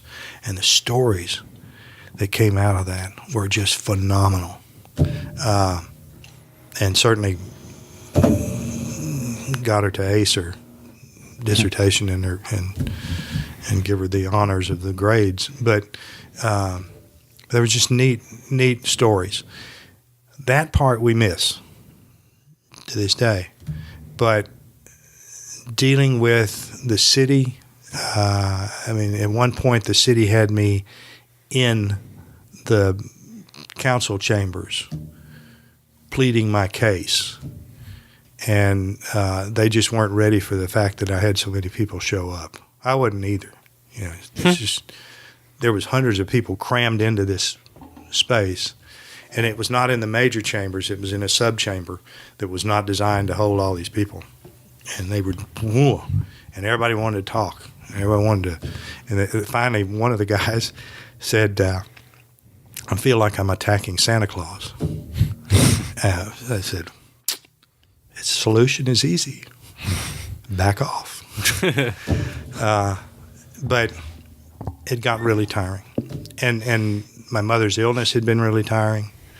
I've had to have some surgery afterwards because of carrying her and lifting her and in the latter part of her time. And it was time to go.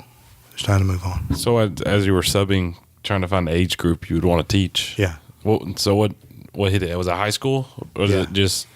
Yeah, it was high school because it was possible to interact on this level. You could get in their mindset. Well, I could get into their mindset, or they could get into mine. It didn't matter whose was invading who. It's just you could have a conversation. And I've read in many different settings, in many different places, books to children. But I'm just performing at that point. I'm not interacting with those kids. That was the difference for me. And it's not like I chose it. I had taken over the alternative school because the woman got sick, and they called me in and asked me to take it over. And I had figured out a way to help the special ed kids who were showing up in there. There's always an overpopulation of somebody in those settings. So the special ed department came to me and asked me if I would get my certification and join the special ed. And I thought about it, and we talked about it and thought, now's the time to get out of the flea market. And I called one of my sisters, and I said, do you want it? You know, when it comes to selling the property, I get my cut. Yeah. But you can have it to run it and do whatever you want to with it. So she took it over. And I had to go back and get another, I think all I got was 18 hours to get another certification. The certs that I had at that point were in speech, drama, radio, TV, and government. I probably could have taught English because I had enough classes in it, but those were the official certs, certifications that I had. And so I went back and picked up that. They hired me immediately before I even had gone to classes. I just had to do those consistently and complete them within a couple of years, which was easy. Though I got that from A&M Commerce. So you started in special ed? Here. Yeah. How long did you teach in special ed? Till the mid 10, 12, 15 years. Wow.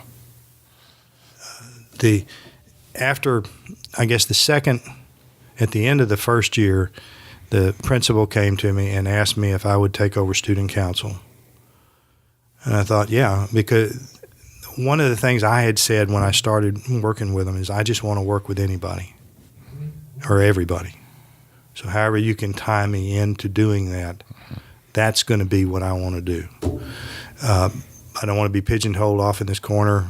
You know, give me contact with the student body in whatever the capacities, whatever the handicaps, because we all got something. And so the principal came to me and said, why don't you take over student council? You know, we really need somebody to do it. Turned out he had been stuck with it, and he wanted to get rid of it. But I took that, and that gave me my regular ed contact. The following year, I started the Special Olympics program, mostly because having watched, and I love the former economics teacher. I'm not doing names, but she ran at that time the Honor Society, and they had their little play day, but they called it Special Olympics. And it wasn't Special Olympics, it was a play day. So I convinced them to start funding me in a program to where I could take these kids to places, take them out of town overnights, compete in the various events throughout the year, and there's a ton of them. And they thought, sure. At that point, special ed was getting a lot of federal money. So they said, run with it. Yeah. We'll pay for your food, we'll pay for your housing, we'll pay for your whatever. So I began to haul kids all over the place for that. And then with student council, every summer I was hauling them off to summer camps. So it was a big mix of folks that I got to interact with. And that was cool. It's special, fulfilling. Yeah. It came to a point though that funding wise, I was getting reduced, but the real killer became, I had started another program a few years after that, which was it was trying to integrate the students more into class settings, where they would take me once every other day, because by that time we were on a 90-minute schedule, and then we would monitor their classes and reinforce it. It's the same thing that Avid is doing. Okay, yeah. But when Avid came, the money shifted, and they notified me that, here were my options on the next year, and I said, no, y'all find me something else to do. And at that point, they were just opening the new building, and they had a space for broadcasting, but nothing in it. They were storing refrigerators in it for the kitchen. I said, well, yeah, I'll take that space. Give me that class. By that time, I'd also been teaching a leadership class, because I'd gotten that and kind of shoved through. Originally it was for the student council officers, but then they started sticking anybody they could in there. But that's when I made the shift out of special ed. I love special ed. I love working with the kids. Yeah. I think part of that comes from, I used to be, when I was 6th grade, I babysit a Down syndrome kid, and found it just fascinating to interact with him in a totally nonverbal setting. He had no verbal capacities. But it popped back up. I had a great time with it. It was When was that, when you got out of it? I want to tell you 2005, 2006. Okay. I had just won a state award, and it was for working in both categories, both areas in terms of leadership classes and special ed. And the University of Texas X's had this program that now is defunct, where they would award X number of teachers per year in a certain area with a monetary grant and a big deal show down in Austin. So I was the first one from Ennis. I still am the only one who's won it. Oh, cool. From Ennis. It was real cool.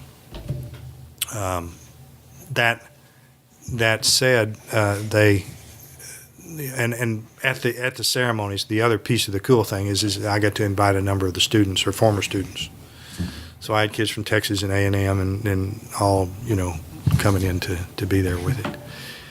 But that's when that shift occurred, and really why the shift occurred. They moved away from, it's called inclusion, but that inclusion model, and chose another one, and I didn't fit into the other one, so I moved on. And did you wanted to teach the journalism in the film class, or? Well, when he offered it to me, I didn't know we were even thinking about it. It wasn't. There was a journalism class that I could have probably taken because I could have taught journalism, but they had a teacher in that. They didn't have anybody to develop this other program.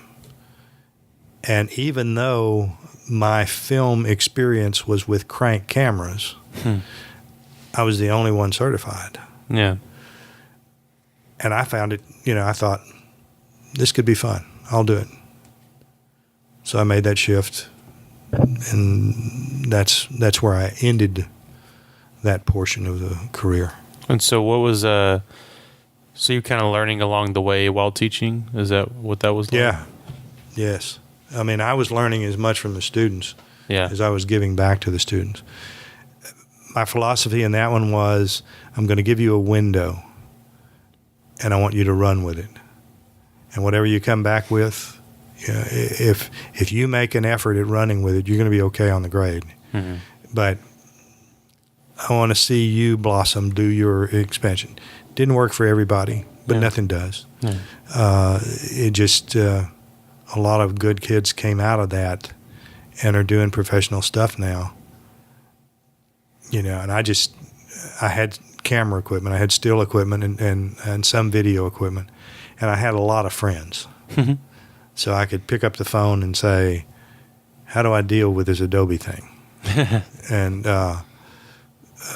quite often would literally just hand the phone over to the student, and they would work with somebody in Florida or Colorado or wherever it was where the person with the information was could help them do it. And so, were you scared of interacting with the kids at this point, or that subside, or no? Scared of working with the kids? Yeah, just like because. Because I didn't know. Yeah. No, I probably had. There were probably incidents where surely there were where you could. I had probably read that somebody knew that I didn't know what the heck I was talking about. But I tried to stay away from doing that dogmatically, like I knew this is the way. Yeah. I was trying to approach everything as this is a learning experience. And I was upfront about I'm learning too. This stuff has changed. I had been photographing for years. I had begun photographing when I was in Vietnam. But I had not done that much with video or film since college. And that was a big leap. And we leapt the first year. We started doing the little video stuff at the end of the year for the seniors. And then others got involved in some competitions. And it was, if they had anything that was even remotely visible from within, mm-hmm. then I would go run with it. Create. Call me when you have a problem, and I'll find somebody who's got an answer. Mm-hmm. And that was the approach that I took with it. And the other piece of it is because we were doing the monitors and we were doing all the stuff in the hallways, is that there was always pictures to be taken and slides to be developed. And that stuff I knew backwards and forwards. I'd been doing that forever. So that piece of the journalism was an easy thing to do. Mm-hmm. It's just when we got into the video that I had to ask for help all over the place. What were some of how long did you teach this class for? I don't remember how long. So was that like 8 years? See, I think I started in 06 and it's either 06 or 07. And then I retired in 15. Okay. So 7 years or so. So it was 3 years after we graduated. We graduated. Sorry. So what were so you had a. I mean, when your name came up, I never had you in that class. I never took that class, unfortunately. I wish I would. But when your name came up amongst kids, it was always in this positive light, this almost like, and then I'd ask you who Miss Turney is, and they try to describe, I guess, and it'd just be this like shroud of mysteries. Like, it's the guy with the beard. I can't explain it. And I look at you and I'm like, this dude looks like, I don't know, a guru. Like, he knows everything about everything. And so, I mean, did you feel that attachment with those kids, like that connection? What was that like? Yeah. Again, there's no global to this. There's always kids who didn't like me, that I wanted them to be more successful. They weren't ready to be successful, and that happens. You know, we come to this life in stages, and I may interact with you at the wrong stage. So, but I could pretty much tell if we were copacetic, if we were moving on similar planes, and I don't deny that I'm pretty laid back. I was having lunch with somebody yesterday, and they were saying that they'd run into somebody who knew me, and they said I was pushy. And they did it in front of the guy's wife, too, and both of them, they said, we don't know who you're talking about. I'm sure there's an element to me. I've now racked my brain, and I know I was encouraging the woman to expand what she was doing, so I guess I was being a little pushy. Thought there was so much more she could have been doing with the classes that she had. But I did have a good relationship with a lot of students, and still do. Yeah, I still get communicate and stay up with where they're doing, and when they we talked the other day because we're doing a lot of volunteer work now. And she and her husband have just opened a new studio. It's a videography thing, and they're just so piled up that they can't work on the studio. And we talked about going up and helping them do it, but it just so happens I'm getting ready to have some surgery that's going to shut me down for probably a month or two, and so wrong time. Oh, so that's one of the things I found fascinating was you and your wife, just like you said, just the busyness, and you just kept moving. You never had a moment to breathe. Like you ended up never having kids and never adopting was. And the fascinating part was your mentorship and your father-like figure that you ended up bestowing upon these kids and the relationships you would have, because I would hear about these relationships you would have, and excuse me.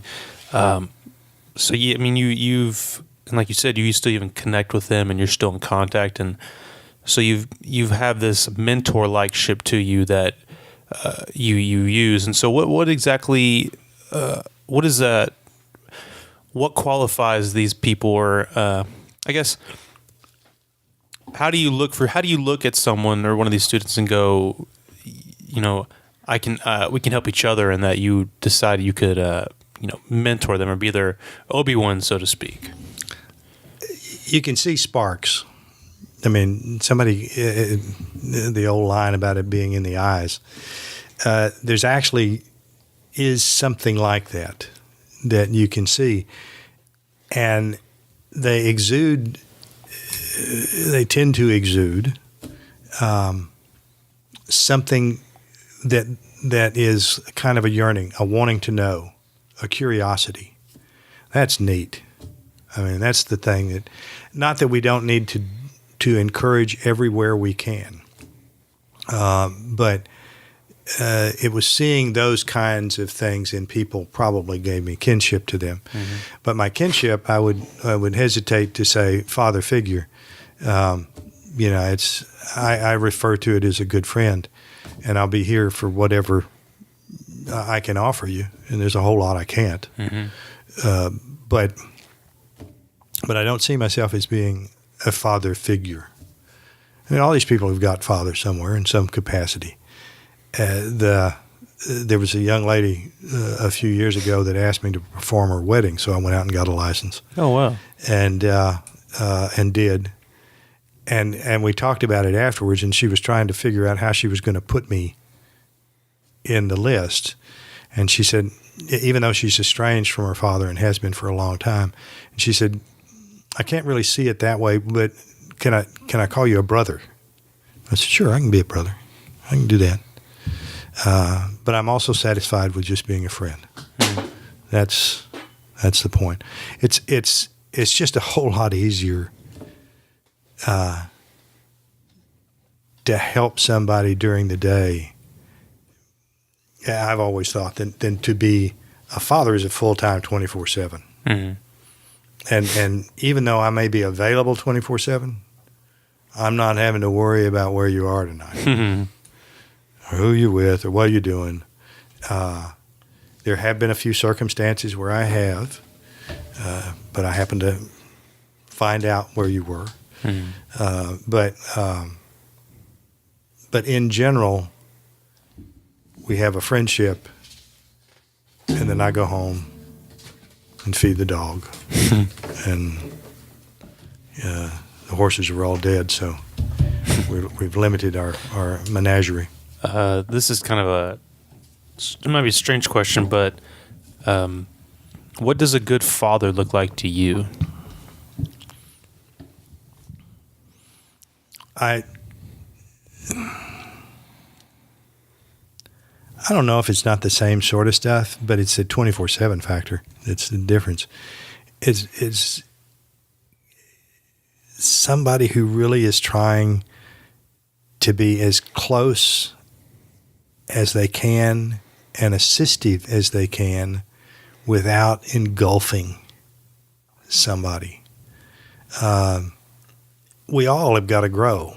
We've all got to grow on our own. And somebody who's got the ability to do that, and that's a hard gig. And not everybody, I mean, there's no lessons in it. You don't get a pamphlet at the beginning of your fatherhood and say, you can. Actually, I think there used to be some pamphlets. I'm sure, still are. But now it's online. And Oprah will tell you what to do. You take the online course next to the PE one. Yeah. How to be a Parent 202.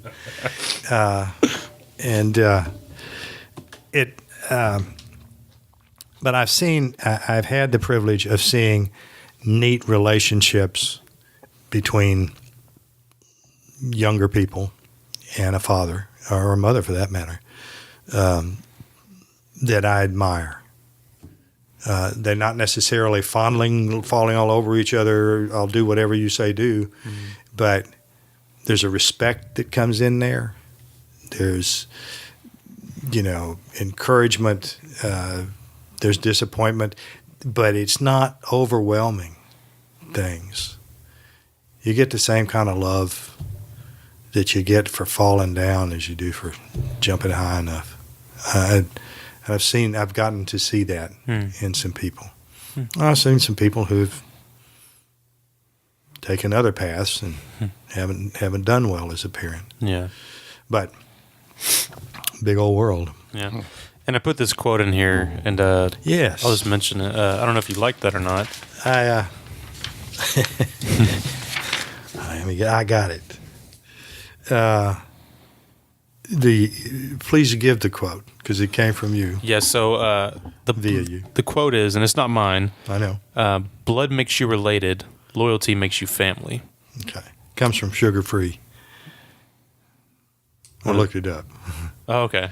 I should have just looked at, but when I heard that quote about 3 years ago, listening to a guy online discussing his reaction to this movie. He's a movie critic, and he had mentioned this quote because this movie somehow touched him, reminded him of his parents, and how not only did they give the miracle of life to him, but they worked and were patient and served and loved and cared for him. And that's when he said, with this quote, he was saying that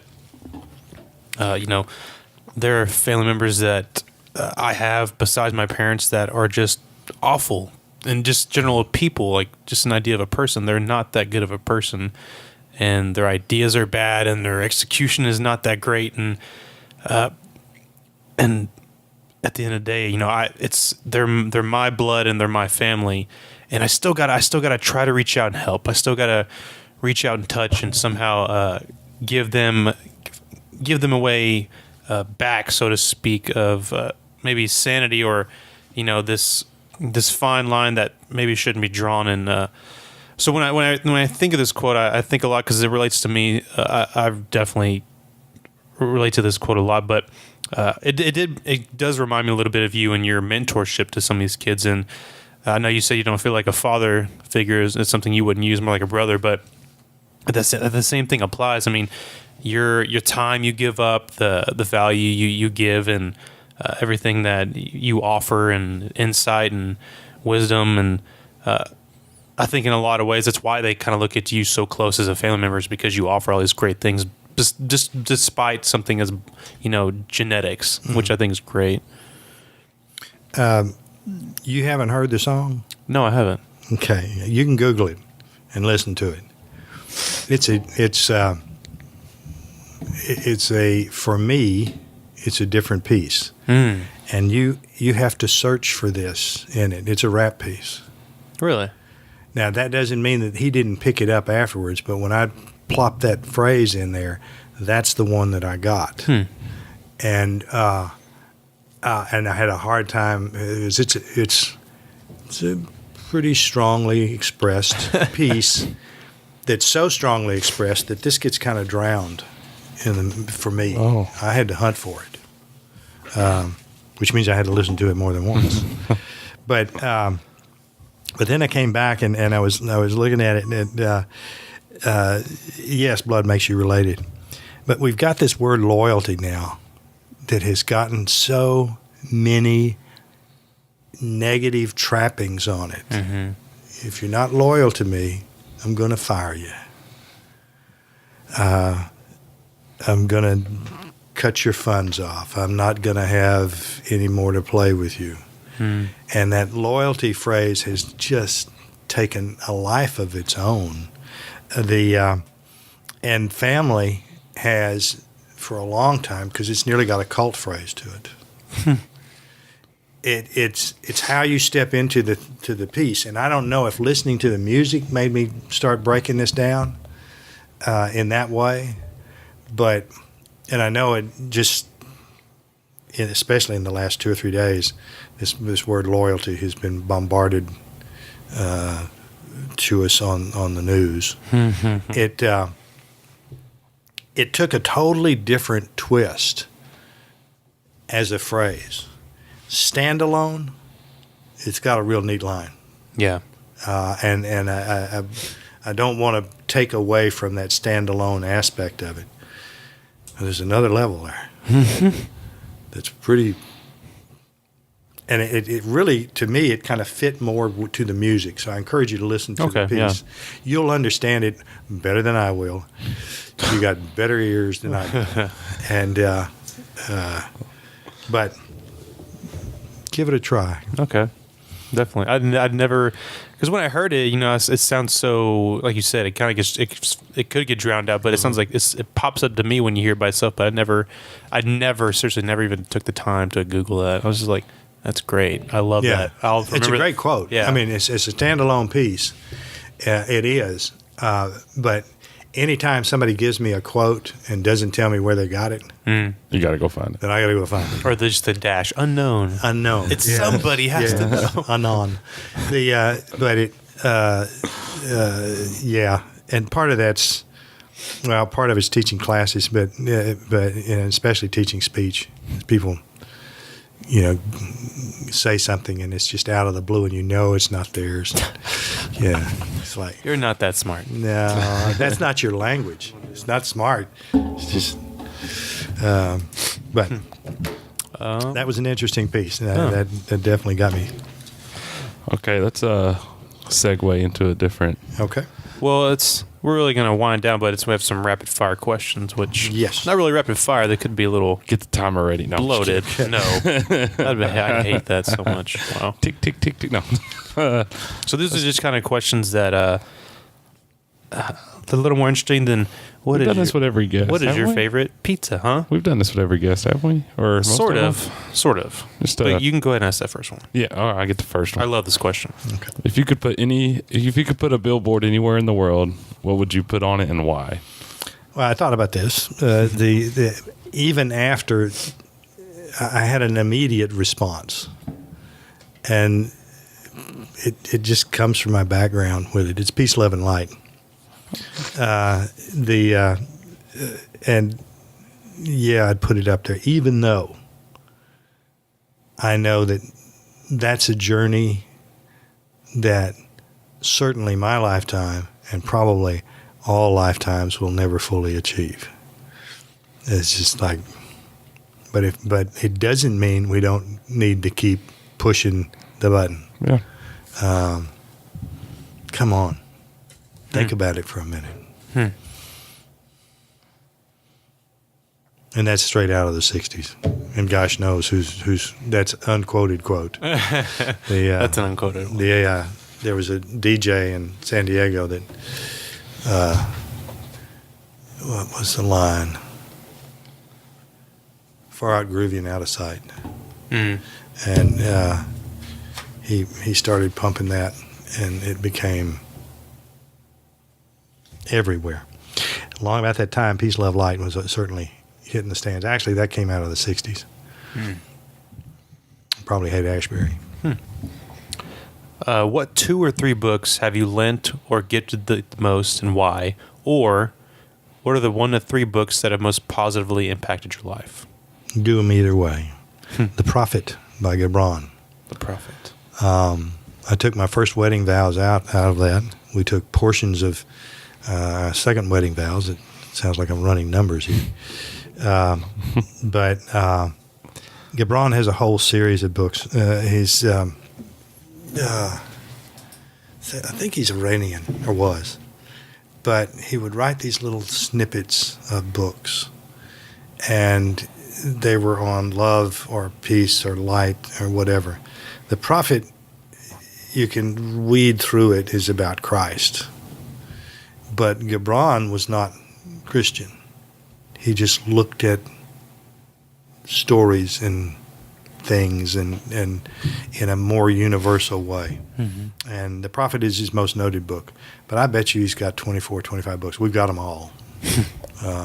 And I've given copies of The Prophet to others. Another one is 100 Years of Solitude by Gabriel Garcia Marquesa. It is a tome. So it's one of those things that you sit down for the rest of your life to read.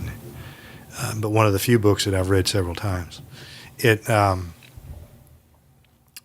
did get the Nobel Prize for it. You're looking at a small village in Colombia, I think, as it evolves through 100 years. And in this out-of-the-way place, one of the more notable scenes of how fantasy becomes reality to human beings. They believed that this woman was swept to heaven by butterflies. They believe it. When ice was first brought to town, it was magical. Think of that. I mean, the first time you've seen something that cold to you is out of a stream. That's your max. And yet, it's there. It's his style is called magical realism. And he is the founder of, or the first person to use such intensely that piece, that philosophical approach to his writing, and he does it throughout his number of books. This is, if you've got to read only one book of that guy, that's the one. I swear it's beautiful. Devil's Highway. Devil's Highway. Luis Alberto Urrea is the author, and it's a nonfiction piece about the immigrants coming across in Arizona, being led by a coyote, a guide, through the deserts, trying to get to the Tucson area so that they can get a job, pick up a highway, try to get further, while they're being stalked by Border Patrol. It's coming through a Native American Indian tribal area, and then you've got all these independent hunters guarding the scene in some of the most humanly horrible landscape you could attempt to cross. And it tells the story of this one group that try to get across. Marvelous piece. I've read nearly every one of his pieces, and I saw him not too long ago in Dallas. I've seen him 2 or 3 times now. He's a great speaker. But lastly, Kite Runner by Khalil Gibran. Khalil Hassan. That journey. I guess all these are kind of journeys in one form or another. That and I never thought about them that way, but that whole journey of trying to go home and what it equates to. Books about foreign lands tend to interest me more. Every one of these books I've given away. Those last 2 I used to use in my leadership class. Really? I required reading, not both at the same time. You know, each year I would switch. Actually, I had 4 or 5 books. The Curious Incident of the Boy in the Nighttime is another really intriguing book because it's the best look at an autistic child trying to function in a world full of noise. And that is counterproductive to autism. Use that in your class too? Yeah. Why do you think these books about foreign attract you so much? I certainly enjoy and have enjoyed American authors, but I have been attracted to foreign authors because they say things in such a different way. Their voices are different. Even though, you know, the Kite Runner, the guy has lived in the States forever, most of his life. He has an English way of thinking, a U.S. way of thinking, and yet he's never left his Afghanistan, that voice. And those voices, I'm always intrigued about differences. What makes us really different and what makes us really alike. Yeah. Just in the interpersonal level. But the books, that's the ones I tend to go pick up on and do and share. Well, I got one. Okay. What is your default go-to meal and drink? My default go-to meal and drink. I'll stir fry will be what I will make. It will have tofu and whatever vegetable I've got in the refrigerator, and either soba or udon noodles, depending on which one I've got in my noodle stash. And it will probably occur once a week in my life. I try to make it every other week just so that change can occur. But I love my stir fry. I love my wok. I've been doing wok cookery since the 70s, and Oriental cooking since the 70s. And so there was a time when I could run 2 woks at once. Not anymore. But I love that particular cooking. As to the drink, it'll be a Cabernet or a Tempranillo, the a Malbec, which is a dry red, all of them dry red wines. Yeah. There's some Italian wines in that same category with it, or an amber ale. Oh, there you go. I like not the fruit amber ale. I don't like sweet stuff. Or not in my drink. You're not. Oh, not to say. Are you not a dessert person then? I'll eat desserts, but we never make a dessert Yeah. unless we know that somebody's coming Yeah. who is a dessert eater, and then we'll try to do it for that. Our dessert will be now is a square of chocolate, Yeah. Same. and that's I'm up to like the 80% now. Almost. to the dark. yeah. You got to get the numbers up there. Yeah. I'm working on it. to take the sweet out, if nothing else. Yeah. That's what I'm only 20. I'm trying to do that, but goodness. Let's see. Looking back now, what has been one of your favorite failures, and that's maybe something that happened that you learned that later led to a success? There are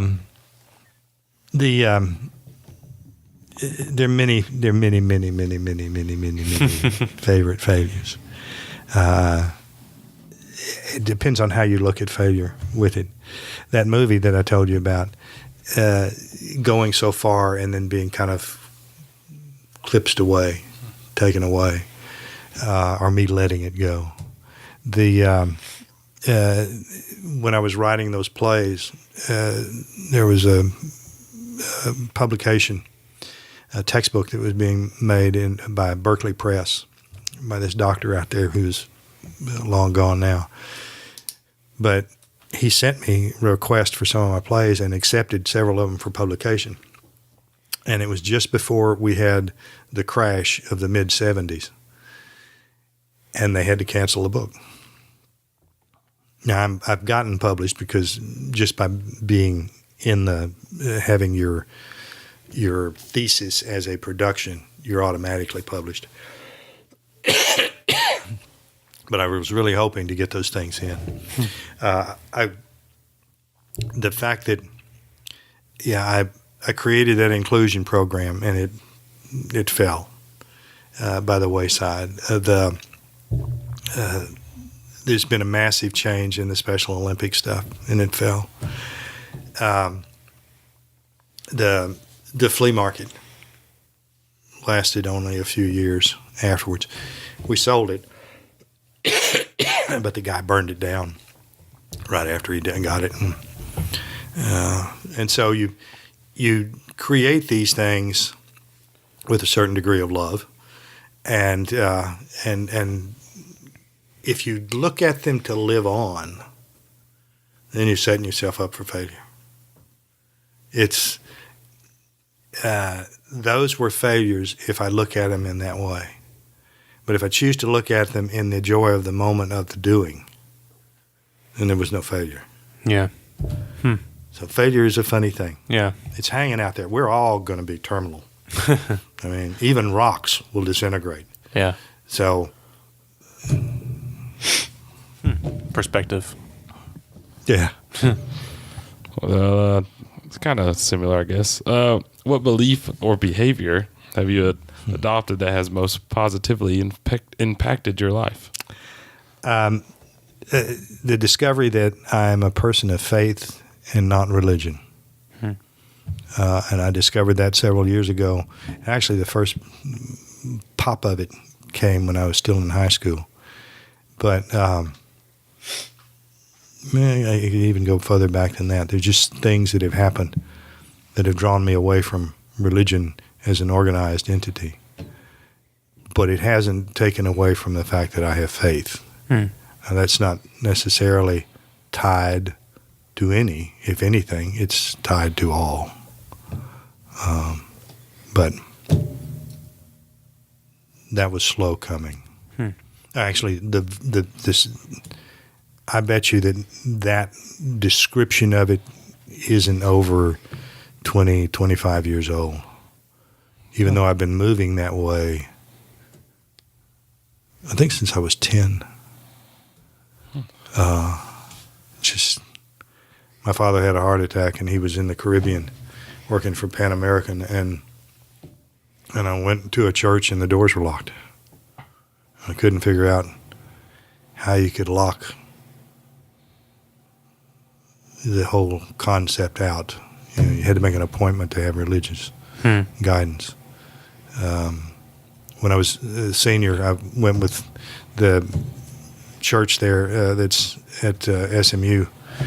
The girl I was dating went to that church, and she took me to it, and they asked us in a little gathering that, what was our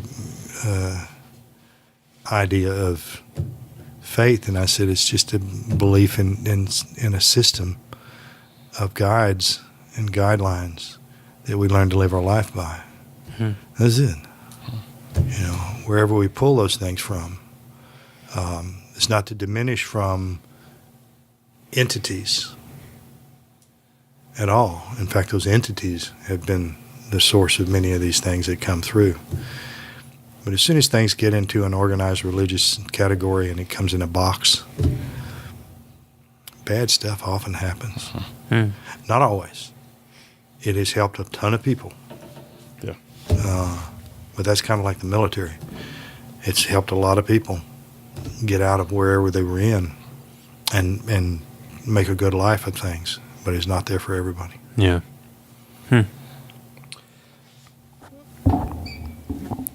What advice would you give to your 20, 30, 40-year-old self?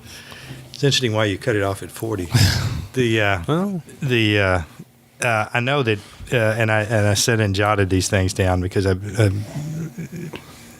I had to think about them for a bit.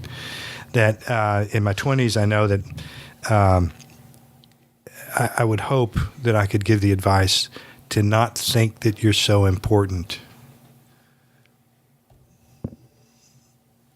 to yourself or to everybody else. You just, you get that inflated, thinking that what you're doing and who you are and where you're going is the most important and biggest thing.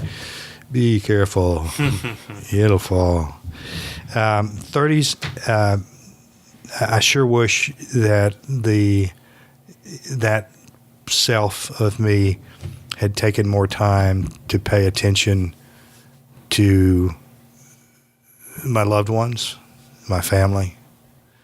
I had a lot of things that I did, and they were great, but I didn't always take enough time for the people that I loved and loved me in that. So that one. 40s, don't set rigid goals.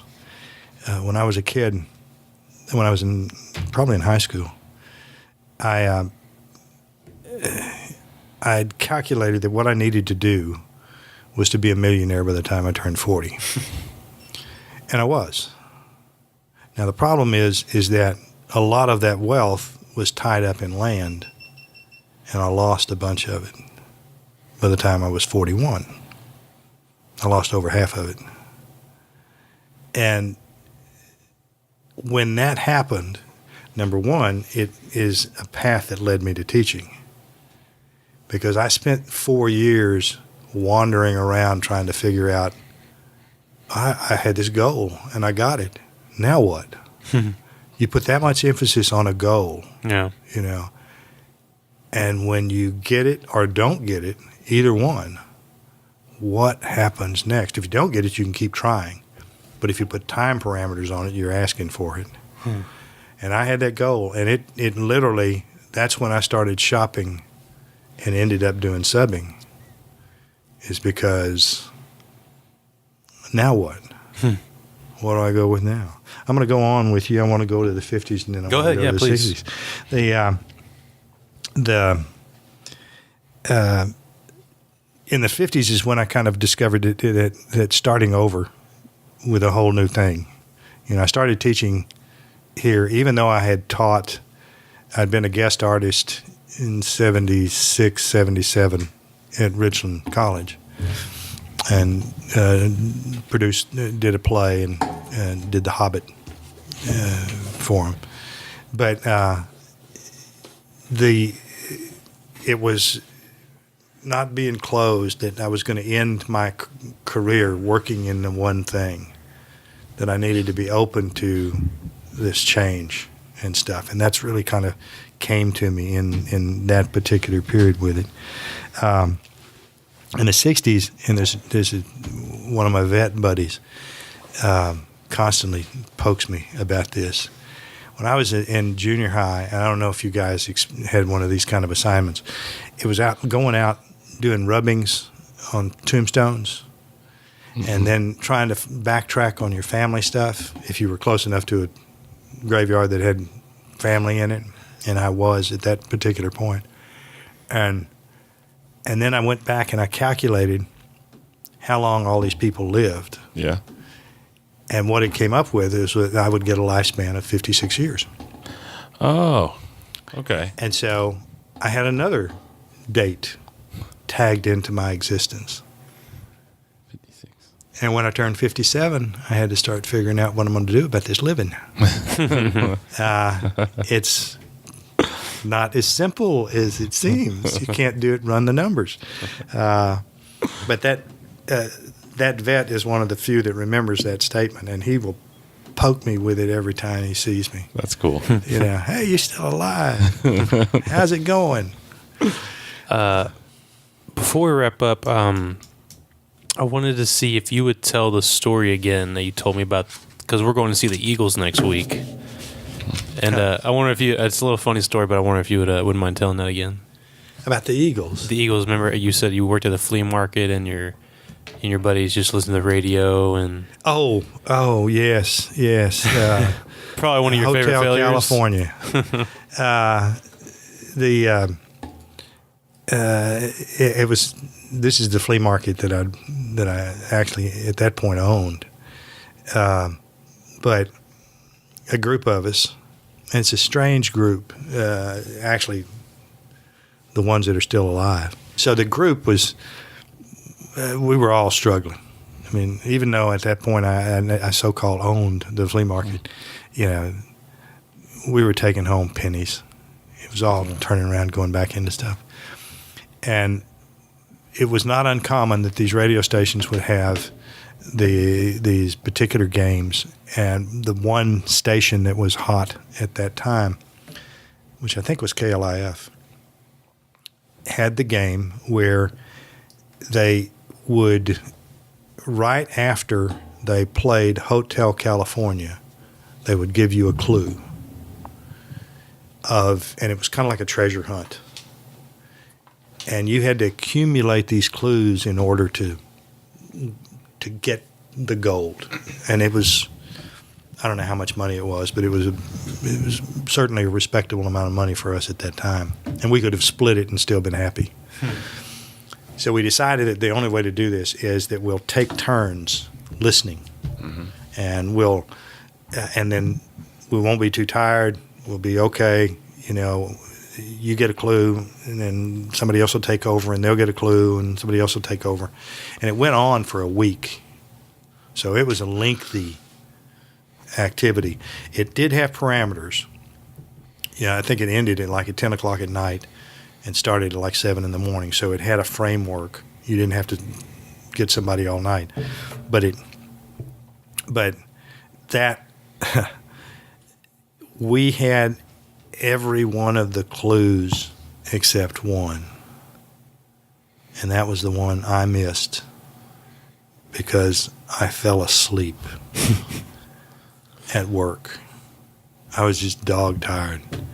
And I had a thing set up at work, so I would go to the back. I'd tell the people who work for me, just y'all take care of everything. I'll be in the back for this hour, and have an hour stint, and I'll be back there, and I'm listening to the radio. And boom, I nodded off. That's the only clue we missed. And we didn't get the prize. But after that, Hotel California was not on our playlist. We would get up and walk away from any time that came on. And it was hot, it was right in the peak of its playtime. But we learned how to hate Hotel California. So you guys going to go see? Yeah, we're seeing the Eagles next Saturday. And then I don't know if you know who Chris Stapleton is. He's kind of this new upcoming guy recently in a couple of years. I think I'm associating it with a teacher. He's real in the spotlight. He had a song called what is the song called? What would you call it? Well, he has Broken Halos. The whiskey song. Oh, Tennessee. Tennessee. It's called Tennessee Whiskey. But he's been a songwriter for like 10, 15 years, and he's starting to hit his peak.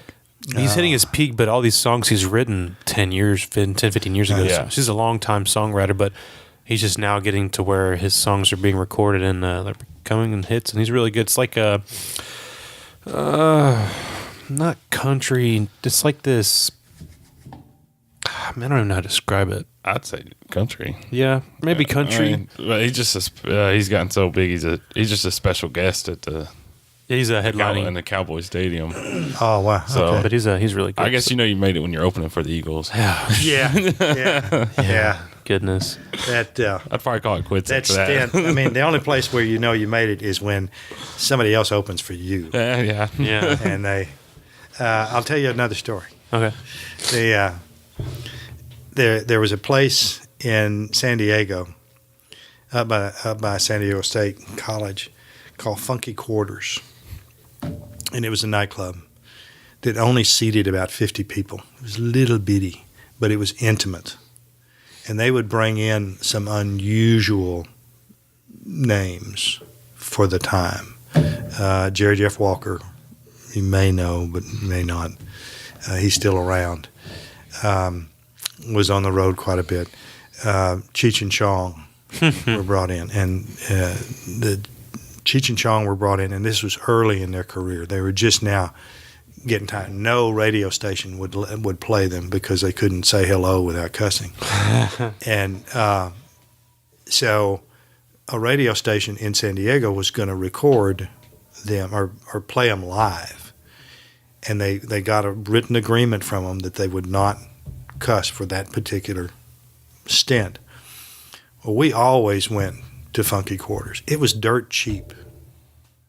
And you just know you had to be there early, and you could be sitting here from the performer. And it was typical to the time, it was like pillows and beanbag chairs, and there were some tables, but you had to take second level to get those. And it only seated about 50 folks. But we're sitting there, and they come out and they start doing their spiel, and it wasn't 2 minutes before they let go with the F word. And you could hear the switches. I mean, they were flipping stuff in the back. It got out. They did not get it because they weren't running a delay, and that was the stupidest thing. Yeah. But it got out. Those two didn't break, they just kept going. And once they knew that they had shut that down, they cranked it up, and it went on and on and on with that particular thing. The place burned down. I moved back in 73, and the place burned down about a year after I left. It turned out that the place was owned by the mob, that they were funneling money through there, and that was a way that they could do it. And I don't know how you do it this way, but by charging nothing for tickets, and yet this flow of dirty money was getting laundered through their system. And they burned it down, and then it came out not long after that at that point this particular branch of the mob had been under investigation, so it became time to shut down Funky Quarters. I found last year the poster boards for that place. They would print out, and they were always in these really kind of psychedelic shapes, not colors because it was too expensive to do the colors, but very flowing artwork. And they would print them on brown, paper bag stock. Huh. And they would send them out all over the place. And I immediately got on the mailing list, and turned out I had them all this time. That's cool. And when I was clearing out, when we were selling the place and doing it, I found them. When I sent them to, I think there's one thing you asked, did I retain any friends? There's one couple that from San Diego that we stay in touch with. In fact, I was talking to her this morning. But he is a big collector of that memorabilia and musical. So I sent them off to him he could have them, frame them, and do it. Funky quarters, man. Funky quarters. Should go sometime. Yeah. It's great. Well, is there anything you want to add? Probably, and I don't know what it is. And, I know. I happen to, if you haven't noticed, have a couple of stories. And as my wife says, turn the tap and it will flow. But that's the good thing. I've had a good time getting here. Yeah. I really appreciate you guys giving me this opportunity. Thank you for coming. Yeah, thank you for coming and letting me give you a pitch and then you taking the pitch. Hey, it was fun. It Yeah. really was. Yeah, it was. Yeah, thank you. And Jim Turney, thank you. And I'm sure people look forward to listening to this. Thanks. Thank you. Peace.